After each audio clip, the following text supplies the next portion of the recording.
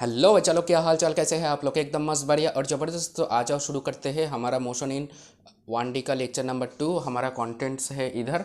First step पे हम लोग कवर करेंगे आज projection and the component breaking, जो कि एकदम से बहुत इंपॉर्टेंट है। देन हम करेंगे इनर्शियल फ्रेम कंसेप्ट, वो भी इंपॉर्टेंट है। Average of velocity, acceleration and displacement.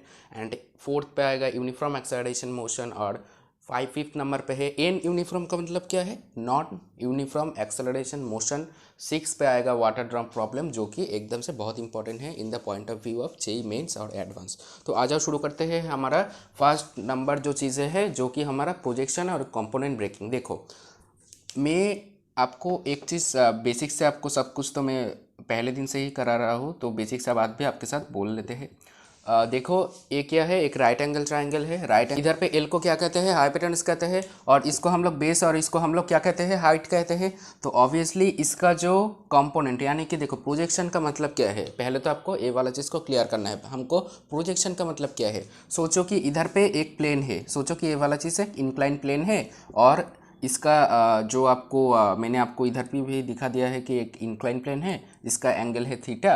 और जिसका लेंथ हमको एल गिवन दिया रखा है, जो कि हाइपोटेनस का लेंथ। यानी कि प्रोजेक्शन का मतलब क्या है, प्रोजेक्शन का मतलब है हमारा एक्स एंड वाई डायरेक्शन पे किसी भी चीज़ का जो हमको गिवन है, यानी कि इधर पे हाइपोटेनस गिवन है, एल यानी कि हाइपोटेनस भूमि के साथ जो एंगल यानी कि थीटा हमको दिखा रहा है, उसका अगर मैंने इधर से, सोचो कि इधर से अगर मैंने एक लाइट को, ठीक है ध्यान से सुनना, एक लाइट को मैंने अगर इधर से दूंगा, मतलब जो कि आपको जो गिवन, जिसका ऊपर आपको जो चाहिए प्रोजेक्शन, यानी कि जो भूमि चाहिए, उसका अगर परपेंडिकुलर पे अगर आप एक लाइट को खड़ा कर देंगे, तो क्या होगा, इसका एक शेडो इधर पे आ जाएगा। और उस शेडो का लेंथ क्या होगा, ए वाला लेंथ का इक्वल होगा। और एक ही तरीके से अगर आपको बोला जाए कि भाई इसका मतलब क्या है, यानी कि जो लेंथ है, यानी कि मतलब जो हाइट है, उसका क्या मीनिंग है, उसका मीनिंग है ऑब्वियसली एक ही बात है, हाइट का परपेंडिकुलर पे अगर आप लोग एक लाइट रख देंगे, तो लाइट रे से जो ए वाला चीज़, जब एल वाला जो चीज़ पास होगा, तब क्या होगा, इधर पे एक शेडो बनेगा जिसका लेंथ इक्वल होगा किसका, इस हाइट का इक्वल होगा। यानी कि प्रोजेक्शन का मतलब क्या हुआ, देखो प्रोजेक्शन का मतलब हुआ किसी भी एक्सिस का, यानी कि हम लोग तो भाई जनरली इसको एक्स और इसको वाई एक्सिस बोलते हैं। किसको किसको, इसको एक्स और इसको वाई एक्सिस कहते हैं। सपोज सोच लो कि ए वाला चीज़ एक वेक्टर को रिप्रेजेंट कर रहा है। खैर, आप ऐसे भी सोच सकते हो कि इधर से एक मोशन, एक ऑब्जेक्ट का एक मोशन इधर से ऑब्जर्व हो रहा है, और इधर पे जो वेलोसिटी है इसका 4 मीटर पर सेकेंड, और जो कि इंक्लाइन प्लेन के साथ, यानी कि जो कि सोचो कि एक्स एक्सिस का पॉजिटिव डायरेक्शन के साथ 45 डिग्री एंगल साज रहा है। तो इधर पे क्या होगा, देखो एक्स एक्सिस के साथ अगर 45 डिग्री साज रहा होगा, तो आपको मेनली जो करना है, तो उसका क्या करना है, देखो अगर आपको बोला जाए कि देखो एक पार्टिकल है ए, ठीक है, ए वाला पार्टिकल इधर पे मूव कर रहा है, बी वाला पार्टिकल इधर पे मूव कर रहा है, जो कि इसका वेलोसिटी होगा, सोचो कि 3 मीटर पर सेकेंड। और इधर पे सोचो कि ए वाला चीज़ 60 एंगल में प्रिपेयर कर रहा है। तो आपको बोला जाएगा कि X axis and Y axis का एलोंग इसका कंपोनेंट क्या क्या हो सकता है। यानी कि आपको तब क्या फाइंड आउट करना है, बी वाला और ए वाला का रेस्पेक्ट पे, यानी कि ए इस वाले के लिए भी आपको फाइंड आउट करना है, इस वाले के लिए भी आपको फाइंड आउट करना है। क्या फाइंड आउट करना है, आपका प्रोजेक्शन, यानी कि जब आप इसको, जब लाइट रे को आप इधर पे रख के, लाइट रे को जब आप इधर पे रख के, जब लाइट रे से जो आएगी, तो उसका तो एक शेडो बनेगा एक्स एक्सिस पे। इसी तरीके से इधर पे भी एक्स एक्सिस पे एक शेडो बनेगा, इसका वैल्यू कुछ होगा, इसका वैल्यू कुछ होगा, और रिजल्टेंट भी सोचो कि वैल्यू सोचो कि इधर पे होगा। ठीक है, मैं तो कैलकुलेशन का बात तो भाई आप लोग भी भाई बोल सकते हो कि रिजल्टेंट किधर पे जाएगा। फिलहाल सोच लेते हैं कि भाई इधर पे जाएगा। तो अगर भाई ये चीज़ इधर पे अगर जाएगा, तो ऑब्वियसली इस पे कंपोनेंट ब्रेकिंग का बहुत रूल है, क्योंकि अगर आप नहीं बोल सकते हैं कि X axis and Y axis के अलोंग इसका और इसका जो रिजल्टेंट आएगा, सोचो कि एक्स एक्सिस के अलोंग जो वी नेट है, ठीक है, मतलब कि वेलोसिटी जो नेट है इधर पे, और वाई एक्सिस के अलोंग सोचो कि वेलोसिटी इधर पे है। ठीक है, ए वाला नेट किधर के लिए है, एक्स के लिए, ए वाला वाई के लिए नेट है। ठीक है, नेट वेलोसिटी, तो ऑब्वियसली क्या होगा, उसका रिजल्टेंट इधर पे जाएगा ऑब्वियसली। तो हमको रिजल्टेंट फाइंड आउट करने के लिए भाई बहुत इंपॉर्टेंट है। और आपको जब मैं वेक्टर वाला जो थिंग्स जब आपको पढ़वाऊँगा, वेक्टर से वेलोसिटी कैसे चेंज होता है, वेक्टर से लेके टाइम एंड डिस्प्लेसमेंट कैसे चेंज होती है, तो तब तो भाई कंपोनेंट का बहुत इस्तेमाल है। और आप जब न्यूटन्स लॉज एंड मोशन पे, तो भाई तब तो भाई हर एक स्टेप पे तो इसका यूज़ है। तो बात यहीं पे आती है कि हम लोग प्रोजेक्शन को कैसे फाइंड आउट करेंगे। देखो, अगर हमको इस वाला लेंथ को अगर हमको फाइंड आउट करना है तो क्या कर लेंगे। देखो, पहले तो हम लोग इसको x कह लेंगे, इसको y कह लेंगे, ठीक है। तो हमारे पास फॉर्मूला क्या आ जाएगा, देखो इधर से आ जाएगा। देखो साइन थीटा का फॉर्मूला क्या होगा, साइन थीटा का फॉर्मूला मतलब क्या है, देखो y/l, हमको y पता करना था, y=l साइन थीटा। इसी तरीके से अगर आप कॉस थीटा का फॉर्मूला अगर आप अप्लाई करेंगे तो क्या होगा, x/l आ जाएगा, और हमारे पास x का फॉर्मूला आएगा l cos थीटा। यानी कि किसी भी हर एक प्रॉब्लम के लिए क्या होगा, ए वाला चीज फिक्स होगा कि इसका जो वैल्यू आएगा वो होगा l cos थीटा, और इसका वैल्यू क्या आ जाएगा, l sin थीटा आ जाएगा। तो आपको इसी तरीके से आपको सोचना है कि एक्स एक्सिस के अलोंग इसका जो कंपोनेंट आएगा उसका कंपोनेंट क्या होगा, L cos theta, and Y axis के अलोंग इसका जो कंपोनेंट आएगा वो आएगा वाई साइन थीटा। अब बोलोगे कि भाई कैसे, देखो अगर ए वाला चीज़ क्या होगा, देखो ए वाला चीज़ अगर थीटा है तो ए वाला चीज़ क्या होगा 90 माइनस थीटा। क्यों 90 माइनस थीटा, क्योंकि ये राइट एंगल ट्राइंगल है। तो इसका अगर मैं इस इन तरफ अगर मैं इसका कंपोनेंट अगर मैं ब्रेक करूँगा तो क्या होगा, इधर पे क्या होगा, देखो एल कॉस 90 माइनस थीटा आ जाएगा, तो फिर से एल साइन थीटा आ जाएगा। यानी कि हमारा कोई टेंशन वाला बात नहीं है। यानी कि आपके पास सोचो कि ये अगर आपके पास एक वेक्टर है और आपको दे रखा है, सोचो इसके बिटवीन पे एंगल है थीटा, ध्यान से सुनना, इसका वैल्यू है सोचो कि 4, फिलहाल आप सोच लीजिए। तो आपको बोल रहा है कि इस एक्सिस के अलोंग इसका कंपोनेंट क्या आ जाएगा, तो आप आँख बंद करके लिख लेना, इसका कंपोनेंट आएगा 4 cos थीटा। और आपका एक और चीज़ आपको बोला जाएगा कि ये तो आप लोग लिख लिए कि इसका अलोंग कंपोनेंट क्या आएगा, तो आपको बोला जाएगा कि सोचो कि इस तरीके से कंपोनेंट क्या आ जाएगा, इस तरीके से क्या होगा, इधर पे क्या होगा, ठीक है। तो ये वाला चीज़ भी आप इजीली फाइंड आउट कर सकते हैं कंपोनेंट ब्रेकिंग का चीज़ पे लेके कि जो बेस पे आएगा वो क्या होगा, एल cos थीटा आएगा, और जो दूसरे जगह पे आएगा वो क्या होगा, एल sin थीटा।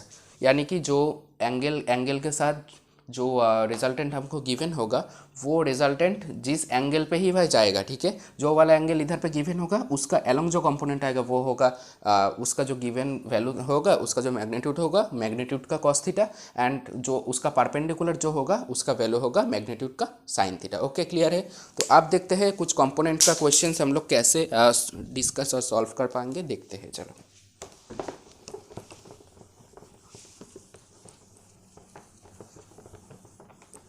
कंपोनेंट का ब्रेकिंग का क्वेश्चंस एकदम से इजी होता है। और कंपोनेंट ब्रेकिंग तो भाई ऐसे नहीं आती जेईई मेंस और एडवांस पे, बेसिकली आपका मिक्स सवाल इस पे बनता है, ठीक है। मिक्स सवाल का मतलब क्या है, सोचो कि आपको वेक्टर से देके क्वेश्चन दे दिया, ठीक है। सोचो कि जो लाइट का जो कॉम्प्लेक्स वाला जो सवाल होता है ना क्लास 12 का, बेसिकली जो है वो लाइट का सवाल, सोचो कि भाई टाइम के साथ वेलोसिटी का एक चेंज करके दे दिया, और आपके पास सामने रखा होगा कुछ लेंस वगैरह होगा, कुछ क्या होगा, प्रिज्म वगैरह होगा, ठीक है। तो उस वाले चीज़ पे भी भाई कंपोनेंट का भाई बहुत ज़्यादा एक इम्पॉर्टेंट रोल रखता है, ठीक है। तो देखते हैं, सोचो कि आपको मैं क्वेश्चन दे रहा हूँ, ठीक है। आप सभी लोग इसको कॉपी पे ट्राई करना है, जनरल एकदम बेसिक सा क्वेश्चन है, ठीक है।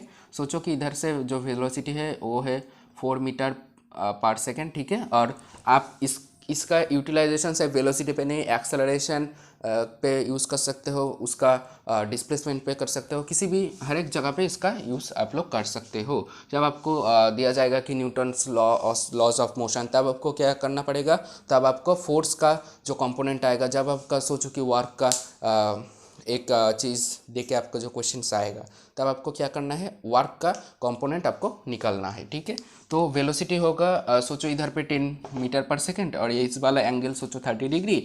तो आपको बोलना है कि ईच एंड एवरी डायरेक्शन पे क्या बोलना है, ईच एंड एवरी डायरेक्शन पे इसका वेलोसिटी क्या होगा। देखो मैं इसको सॉल्व कर रहा हूँ, आप पहले सॉल्व कर लेना। तो इधर वाला कंपोनेंट क्या हो जाएगा, v cos थीटा आ जाएगा, यानी कि v cos 30 डिग्री, v का वैल्यू है 10 और cos 30 मतलब √3/2, यानी कि इधर वाला आएगा 5√3, और आप ऊपर वाला के लिए निकल लेते हैं, मतलब पॉजिटिव वाई एक्सिस। इधर पे क्या होगा देखो, वी साइन थीटा यानी कि 10 इंटू साइन 30 का मतलब है 1/2, यानी कि इधर पे आ जाएगा 5 मीटर पर सेकेंड। अब क्वेश्चन हमको दे रखा है अगर इधर पे और इधर पे, ठीक है, ध्यान से सुनना।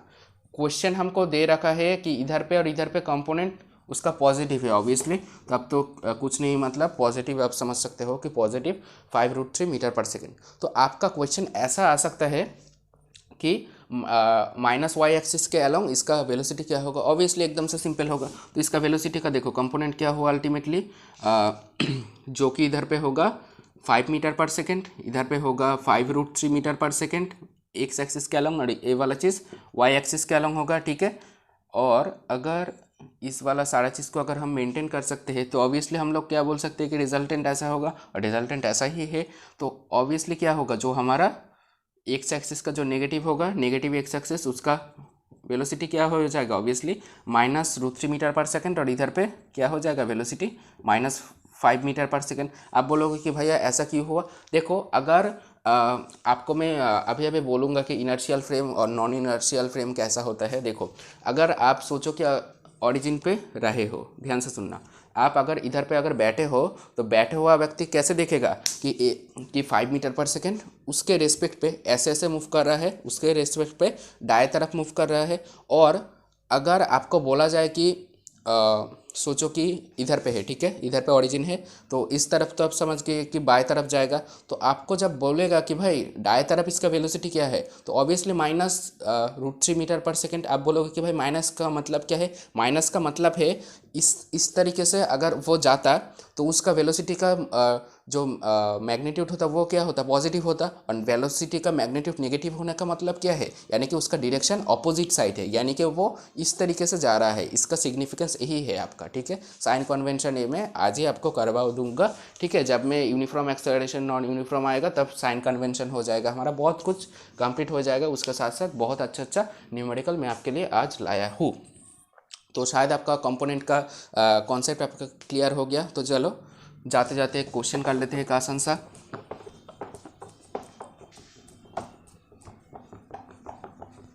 मैं आपको सोचो कि क्वेश्चन देता हूँ, ठीक है। चलो देखते हैं, एकदम आसान सा प्रॉब्लम, ठीक है। क्वेश्चन नंबर 1, ठीक है। क्वेश्चन नंबर 1 हमारा क्या बोल रहा है, सोचो कि ए एक सर्कल है, ठीक है। ये वाला एक सर्कल है जिसका रेडियस है r, ओके। इसका रेडियस क्या है r। सोचो कि इधर पे एक पार्टिकल था a, ठीक है, ध्यान से सुनना। इधर पे एक पार्टिकल था a और इधर पे ऑरिजिन था। तो a ने क्या किया, r डिस्टेंस लेफ्ट साइड पे ट्रैवल किया, और देन r डिस्टेंस इधर पे ट्रैवल किया, r भी नहीं सोचो, ठीक है। फिर क्या करेगा, कुछ टर्न करेगा, ठीक है, कुछ एंगल पे टर्न करेगा। सोचो कि थीटा एंगल पे टर्न किया, टर्न करने के बाद इधर पे भी सेम r डिस्टेंस ट्रैवल किया। तो आपको बोला जा रहा है कि जो लास्ट पे क्या आ जाएगा कि भाई बी पे पहुंच रहा है। तो आपको क्या बोला जा रहा है, इधर पे थीटा और r आपको गिवन है। तो आपको क्या फाइंड आउट करने के लिए बोलेगा, पहला displacement of A and B, ठीक है। सेकेंड वाला चीज़ आपको क्या बोलेगा, सेकेंड वाला चीज़ आपको बोलेगा कि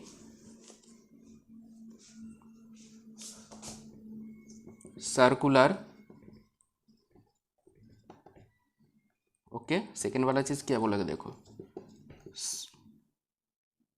सर्कुलर डिस्टेंस ऑफ नहीं करके देखो between A and B, okay, between A and B, यानी कि ए एंड बी के बीच पे आपका सर्कुलर डिस्टेंस आप कितने ट्रैवल किया है ये आपको फाइंड आउट करने के लिए बोल रहा है। और एक पहला क्वेश्चन पे आपको बोल रहा है ए और बी के बीच पे डिस्प्लेसमेंट। यानी कि देखो क्वेश्चन कैसा क्वेश्चन पे कन्वर्ट हो गया। पहले क्वेश्चन के लिए देखो, पहले के लिए क्या होगा, इधर पे तो एक बार सर्कल होगा, ठीक है, सर्कल का रेडियस है r, और इधर पे एक थीटा एंगल पे टर्न किया हुआ है।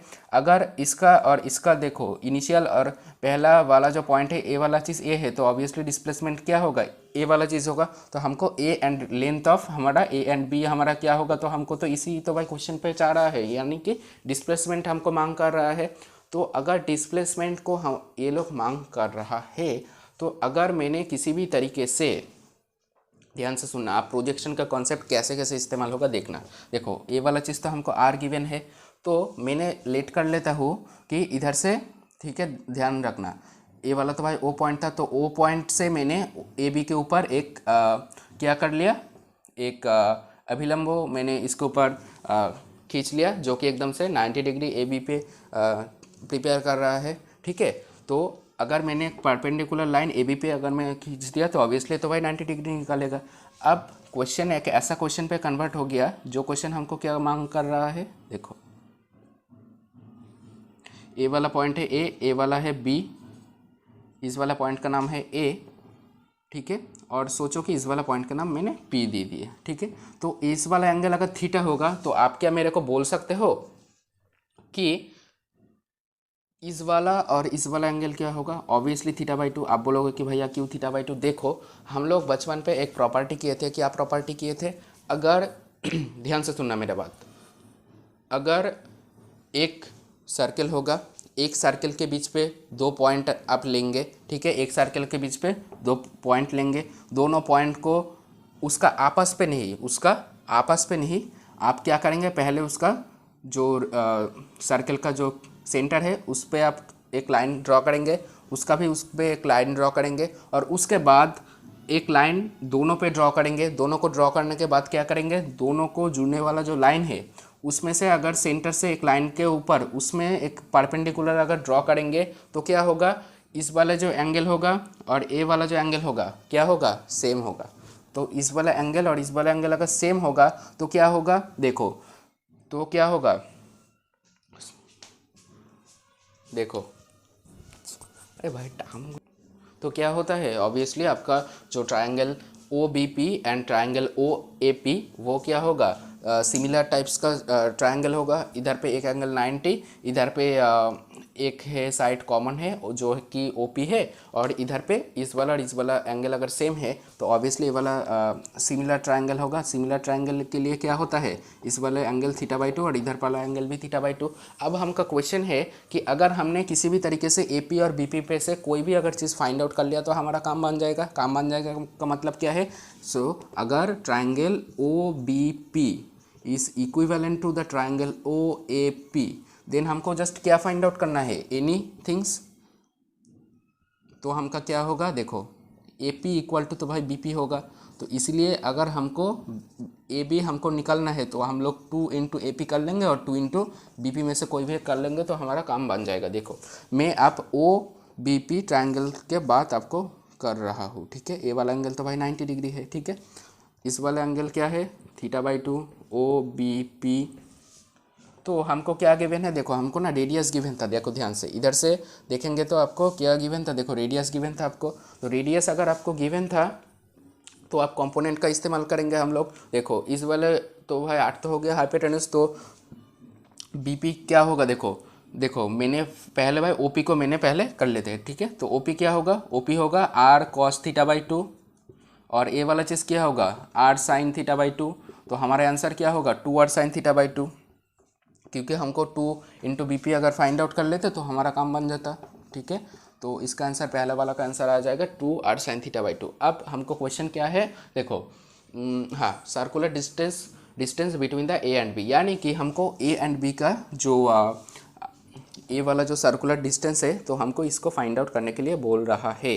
तो ए वाला चीज़ को फाइंड आउट कैसे कर लेंगे, अगर हमने ट्रिगोनोमेट्री पे एक और भी हम लोग प्रॉपर्टी किए थे बचपन पे, वो क्या था, अगर ए वाला चीज़ अगर एंगल थीटा बना रहा है और इधर पे इसका रेडियस और इसका रेडियस अगर आर है तो ऑब्वियसली इधर पे जो सर्कुलर जो पाथ होगा उसका क्या होगा, वो वाला चीज़ क्या होता है, S equal to R theta आप लोगों ने पढ़ा रखा था। यानी कि ए बी का जो कर्वेचर वाला जो पाथ का जो डिस्टेंस था वो क्या होता, आर इंटू थीटा का बराबर आता है, यानी कि इसका आंसर आर इंटू थीटा होगा, ठीक है। एकदम से आसान वाला था क्वेश्चन।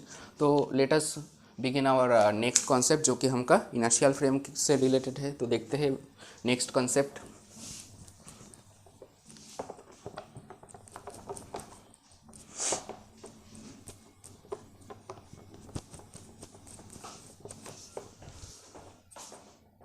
आ जाते हैं इनर्शियल फ्रेम वाले कॉन्सेप्ट के ऊपर। देखो इनर्शियल फ्रेम को कौन से वाला चीज़ को हम लोग इनर्शियल बोलेंगे और कौन से वाला चीज़ को हम नॉन इनर्शियल बोलेंगे। देखो मेरा बात आप ध्यान से सुनना।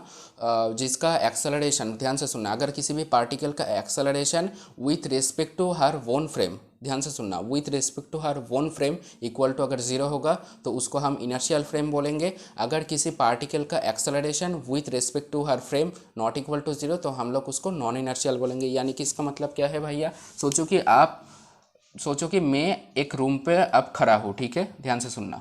मैं एक रूम पे खड़ा हुआ हूँ जिसका एक्सेलरेशन ज़ीरो है, ठीक है, मतलब रूम का एक्सेलरेशन ज़ीरो है। यानी कि मैं जहाँ पे, मतलब मैं जो रूम पे खड़ा हूँ उसका एक्सेलरेशन ज़ीरो है। इसका मतलब क्या है, मैं जिस जगह पे, देखो मैं आपके कैमरा से मैं दाएं की तरफ मूव कर रहा हूँ, मैं अब बाएं की तरफ मूव कर रहा हूँ, तो इसका क्या मतलब है, मैं जिस जगह से मेरा वेलोसिटी इधर पे और इधर पे है, ठीक है, वो इस वाला जो मैं रूम पे हो उसके जो एक्सेलरेशन है उस पे डिपेंडेंट नहीं है कि मेरा वेलोसिटी कितना होगा, वो वाला चीज़ इस एक्सेलरेशन डिटरमाइन नहीं कर पाएगा। तो उस वाले फ्रेम को हम लोग क्या बोलेंगे, इनर्शियल फ्रेम, ठीक है, बहुत इंपॉर्टेंट सा चीज़ है, ठीक है।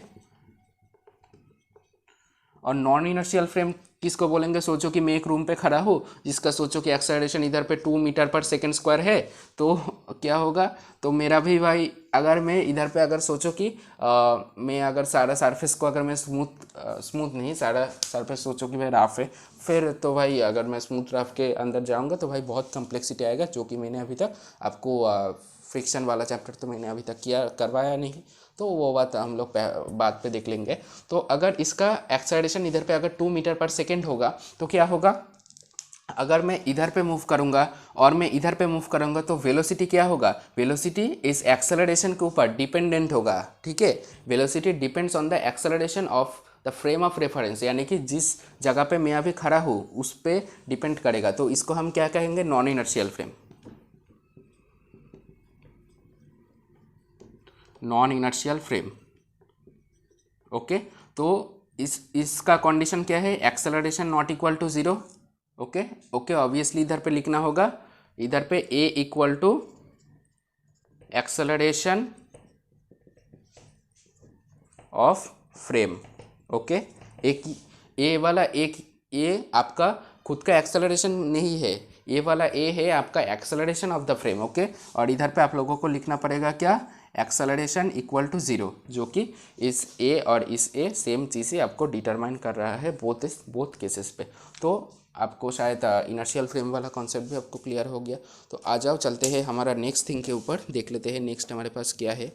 चलो अब आ जाते हैं average velocity and average acceleration का कंसेप्ट के ऊपर। देखो एवरेज का कंसेप्ट हम लोग बचपन पे क्या जानते थे, देखो एवरेज का मतलब क्या है, देखो टोटल नंबर ऑफ, अगर मैंने आपको बोलूँ कि एवरेज निकालने को क्लास के, सोचो कि 60 स्टूडेंट है और 60 स्टूडेंट का जो मार्क्स है वो आपको गिवन है इधर पे, तो आप एवरेज कैसे निकलते थे, टोटल मार्क्स का क्या मतलब, टोटल सबका इंडिविजुअली मार्क्स, ठीक है, and divided by the total number of student, then आपको मिल जाता था कि एक क्लास का अगर 60 स्टूडेंट्स है तो उसका एवरेज नंबर क्या है। तो इसी तरफ से हमको एवरेज वेलोसिटी का कंसेप्ट क्या है, देखो एवरेज वेलोसिटी का कंसेप्ट कैसे जन्म लिया, देखो एवरेज डिस्प्लेसमेंट, मतलब वेलोसिटी का मतलब क्या है, देखो वेलोसिटी का मतलब है displacement divided by time.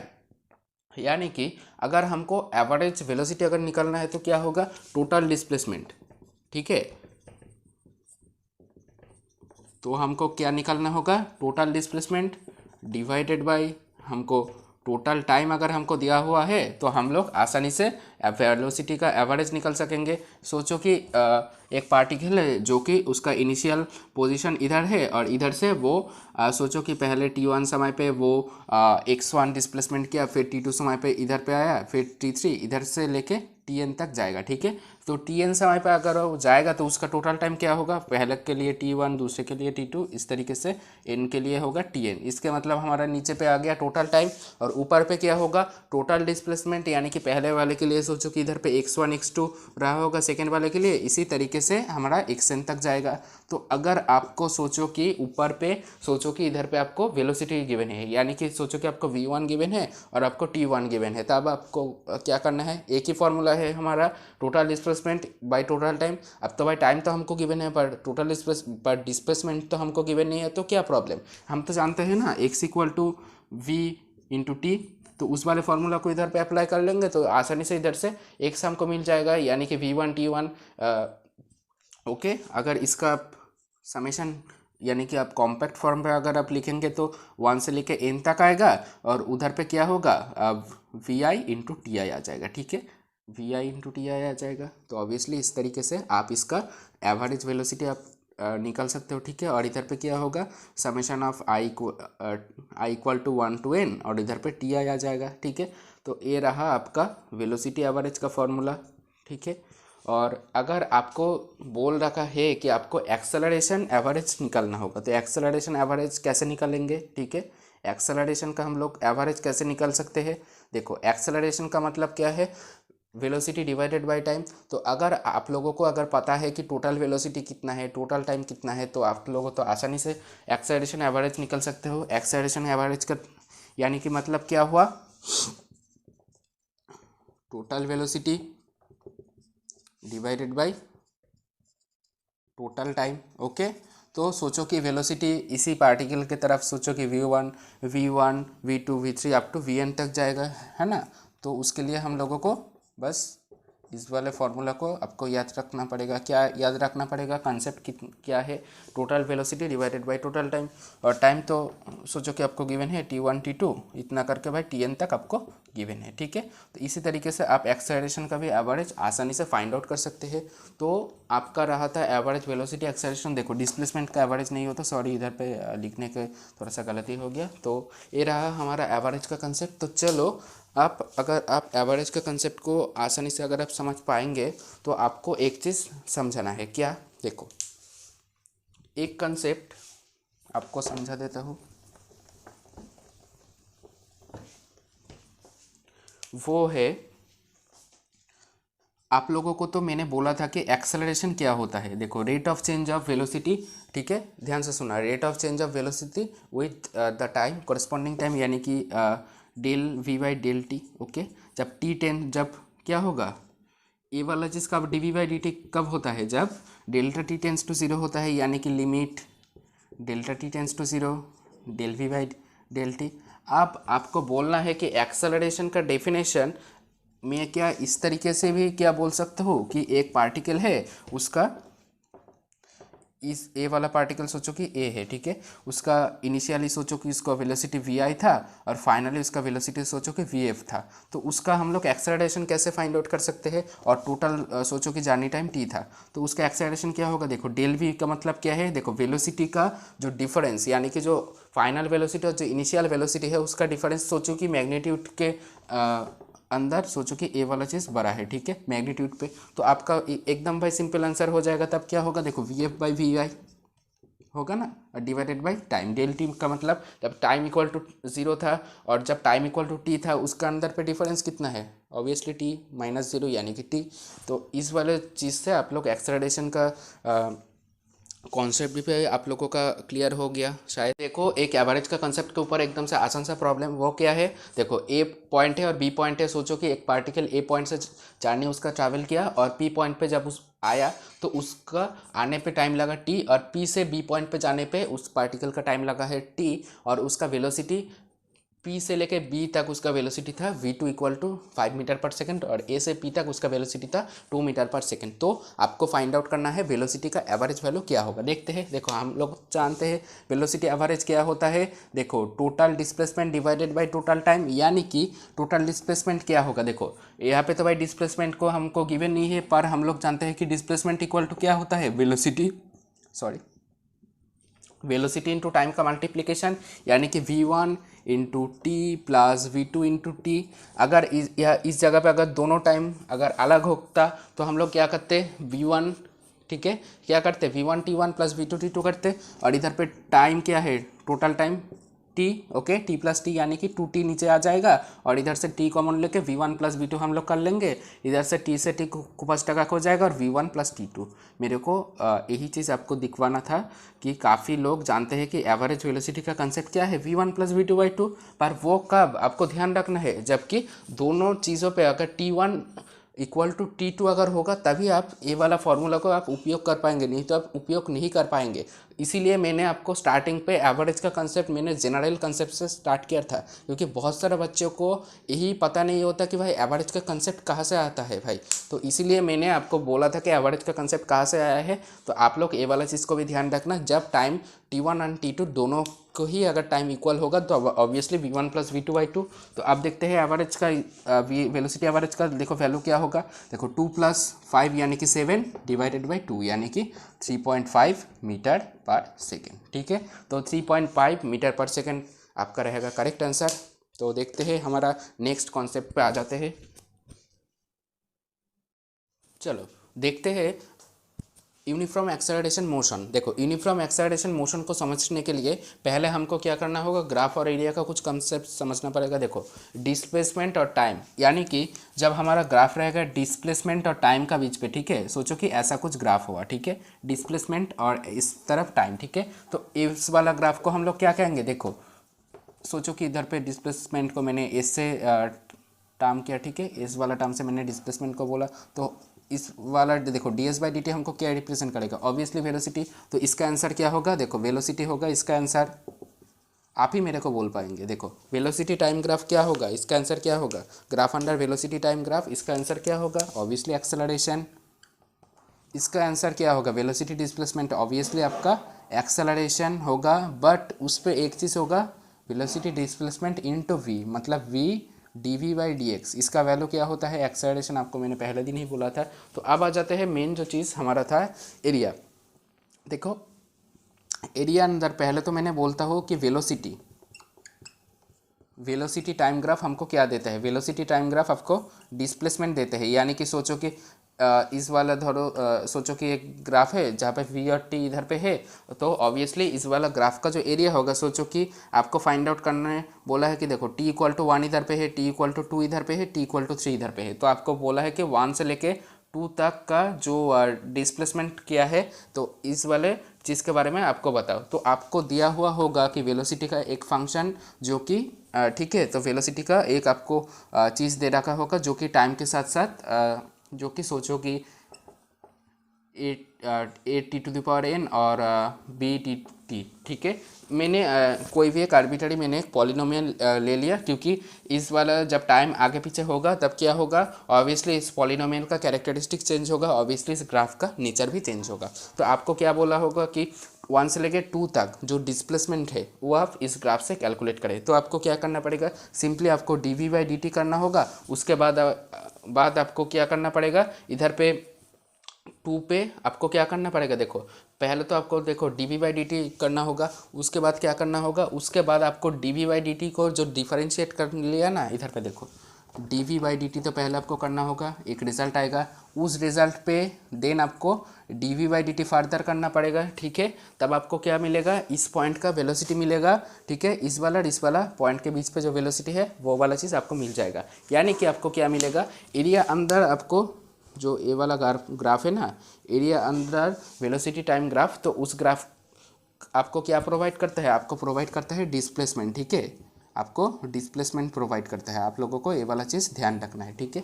VT graph आपको डिस्प्लेसमेंट प्रोवाइड करता है जब हमको एरिया गिवन है, ठीक है। मतलब क्वेश्चन आपको जब बोलेगा कि area under velocity time graph, तब आपको डिस्प्लेसमेंट होगा इसका आंसर। जब आपको क्वेश्चन पे देगा, सेकेंड नंबर थिंग ध्यान रखने वाला बात है, जब आपको क्वेश्चन पे देगा कि डिस्टेंस टाइम ग्राफ, ठीक है, क्या सिर्फ डिस्टेंस टाइम ग्राफ नहीं है, area under the displace time graph, ये आपको क्या देगा, ध्यान रखना है आपको, ये वाला चीज़ हमको देगा डिस्प्लेसमेंट, ओके।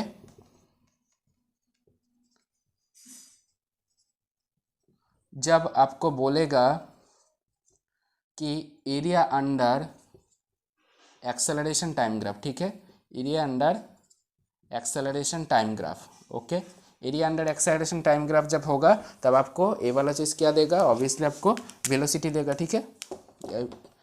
ये तीनों चीज़ आपको याद रखना है,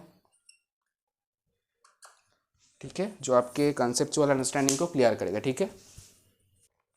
तो आ जाते हैं, देखो यूनिफॉर्मली एक्सेलरेटेड मोशन तो हमका क्या क्या हो गया, इस वाला हो गया, ये वाला हो गया, ये वाला हो गया। तो आप बारी है यूनिफॉर्मली एक्सेलरेटेड मोशन को आपके सामने हाजिर करने का। देखो यूनिफॉर्मली एक्सेलरेशन मोशन मतलब, देखो जिसका एक्सेलरेशन, ध्यान से सुनना, पूरे टाइम ऑफ जो ट्रैवल आप कर रहे हो, यानी कि सोचो कि एक पार्टिकल ए से लेके बी तक ट्रैवल कर रहा है और उस पे उस पार्टिकल का टाइम लग रहा है टी, तो आपको ध्यान रखना है जो टी टाइम वो वाला पार्टिकल सोचो कि मूव कर रहा है और वो एक एक्सेलरेशन ए लेके चल रहा है, तो ए का वैल्यू टाइम के साथ साथ ना कभी चेंज नहीं होगा। इसको ही हम यूनिफॉर्म एक्सेलरेटेड मोशन हम लोग बोलेंगे। तो क्या हुआ यूनिफॉर्म एक्सेलरेशन, यानी कि जिसका एक्सेलरेशन कांस्टेंट होगा, कांस्टेंट होगा within the total time of travel। Okay तो जब एक्सेलरेशन कांस्टेंट होगा टोटल ट्रैवल ऑफ टाइम, तो तभी हम उस पार्टिकल का जो मोशन होगा उसको हम यूनिफॉर्मली एक्सेलरेटेड मोशन बोलेंगे। तो क्या हुआ, सोचो कि मैं एक एग्जांपल आपके लिए बोल रहा हूँ, एक पार्टिकल जिसका वेलोसिटी, इनिशियल वेलोसिटी था 0, ठीक है, इनिशियल वेलोसिटी था 0 मीटर पर सेकेंड, उसका इनिशियल एक्सेलरेशन था 2 मीटर पर सेकेंड स्क्वायर। जो इनिशियल एक्सेलरेशन टाइम और डिस्प्लेसमेंट, ठीक है ध्यान से सुना, टाइम और डिस्प्लेसमेंट के रिस्पेक्ट पे कभी भी चेंज नहीं होगी through out the total time of travel. Okay, जब सोचो कि इधर से जब 10 मीटर डिस्टेंस जब ट्रैवल करेगा, तब आपको बोल रहा है कि तब उसका वेलोसिटी क्या होगा, यानी कि velocity at the displacement of particle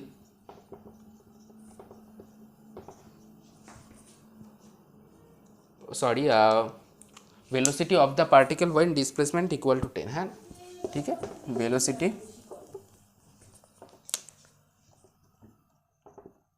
when displacement equal to 10, ठीक है, 10 मीटर। ओके, तो डिस्प्लेसमेंट जब 10 होगा तो हम लोग इसको कैसे निकल सकते हैं। तो आप लोगों को मैं फॉर्मूला आपको बताया था इक्वेशन ऑफ मोशन का, जो मैं आपको फिर से लिख दूंगा। तो पहले एक काम करते हैं, आपको मैं इधर पे लिख देता हूँ, क्योंकि ए वाला चीज़ आपको क्लियर कर देगा कि कौन वाला चीज़ यूनिफॉर्मली मोशन ऑफ एक्सेलरेशन के लिए हम लोग कौन सा वाला फार्मूला यूज़ करेंगे और कौन सा कंसेप्ट इस पर अप्लाई होगा। तो ठीक है, लिख देते हैं। देखो पहला फार्मूला हमारा क्या है, v equal to u plus a t, सब लोग जानते हैं।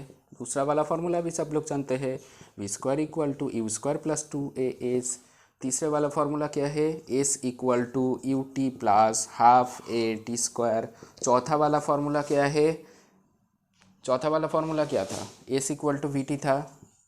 पांचवा भी फार्मूला है, ऑब्वियसली था एस एन, यानी कि एन टाइम्स सेकेंड पे आपका जो डिस्प्लेसमेंट उसका भी फार्मूला था ना, u plus half a into 2n minus 1, where n equal to the displacement of the particle at the nth second। Okay, तो ये वाला फॉर्मूला को आप लोगों के सामने इधर पे मैं लिख दिया हूँ।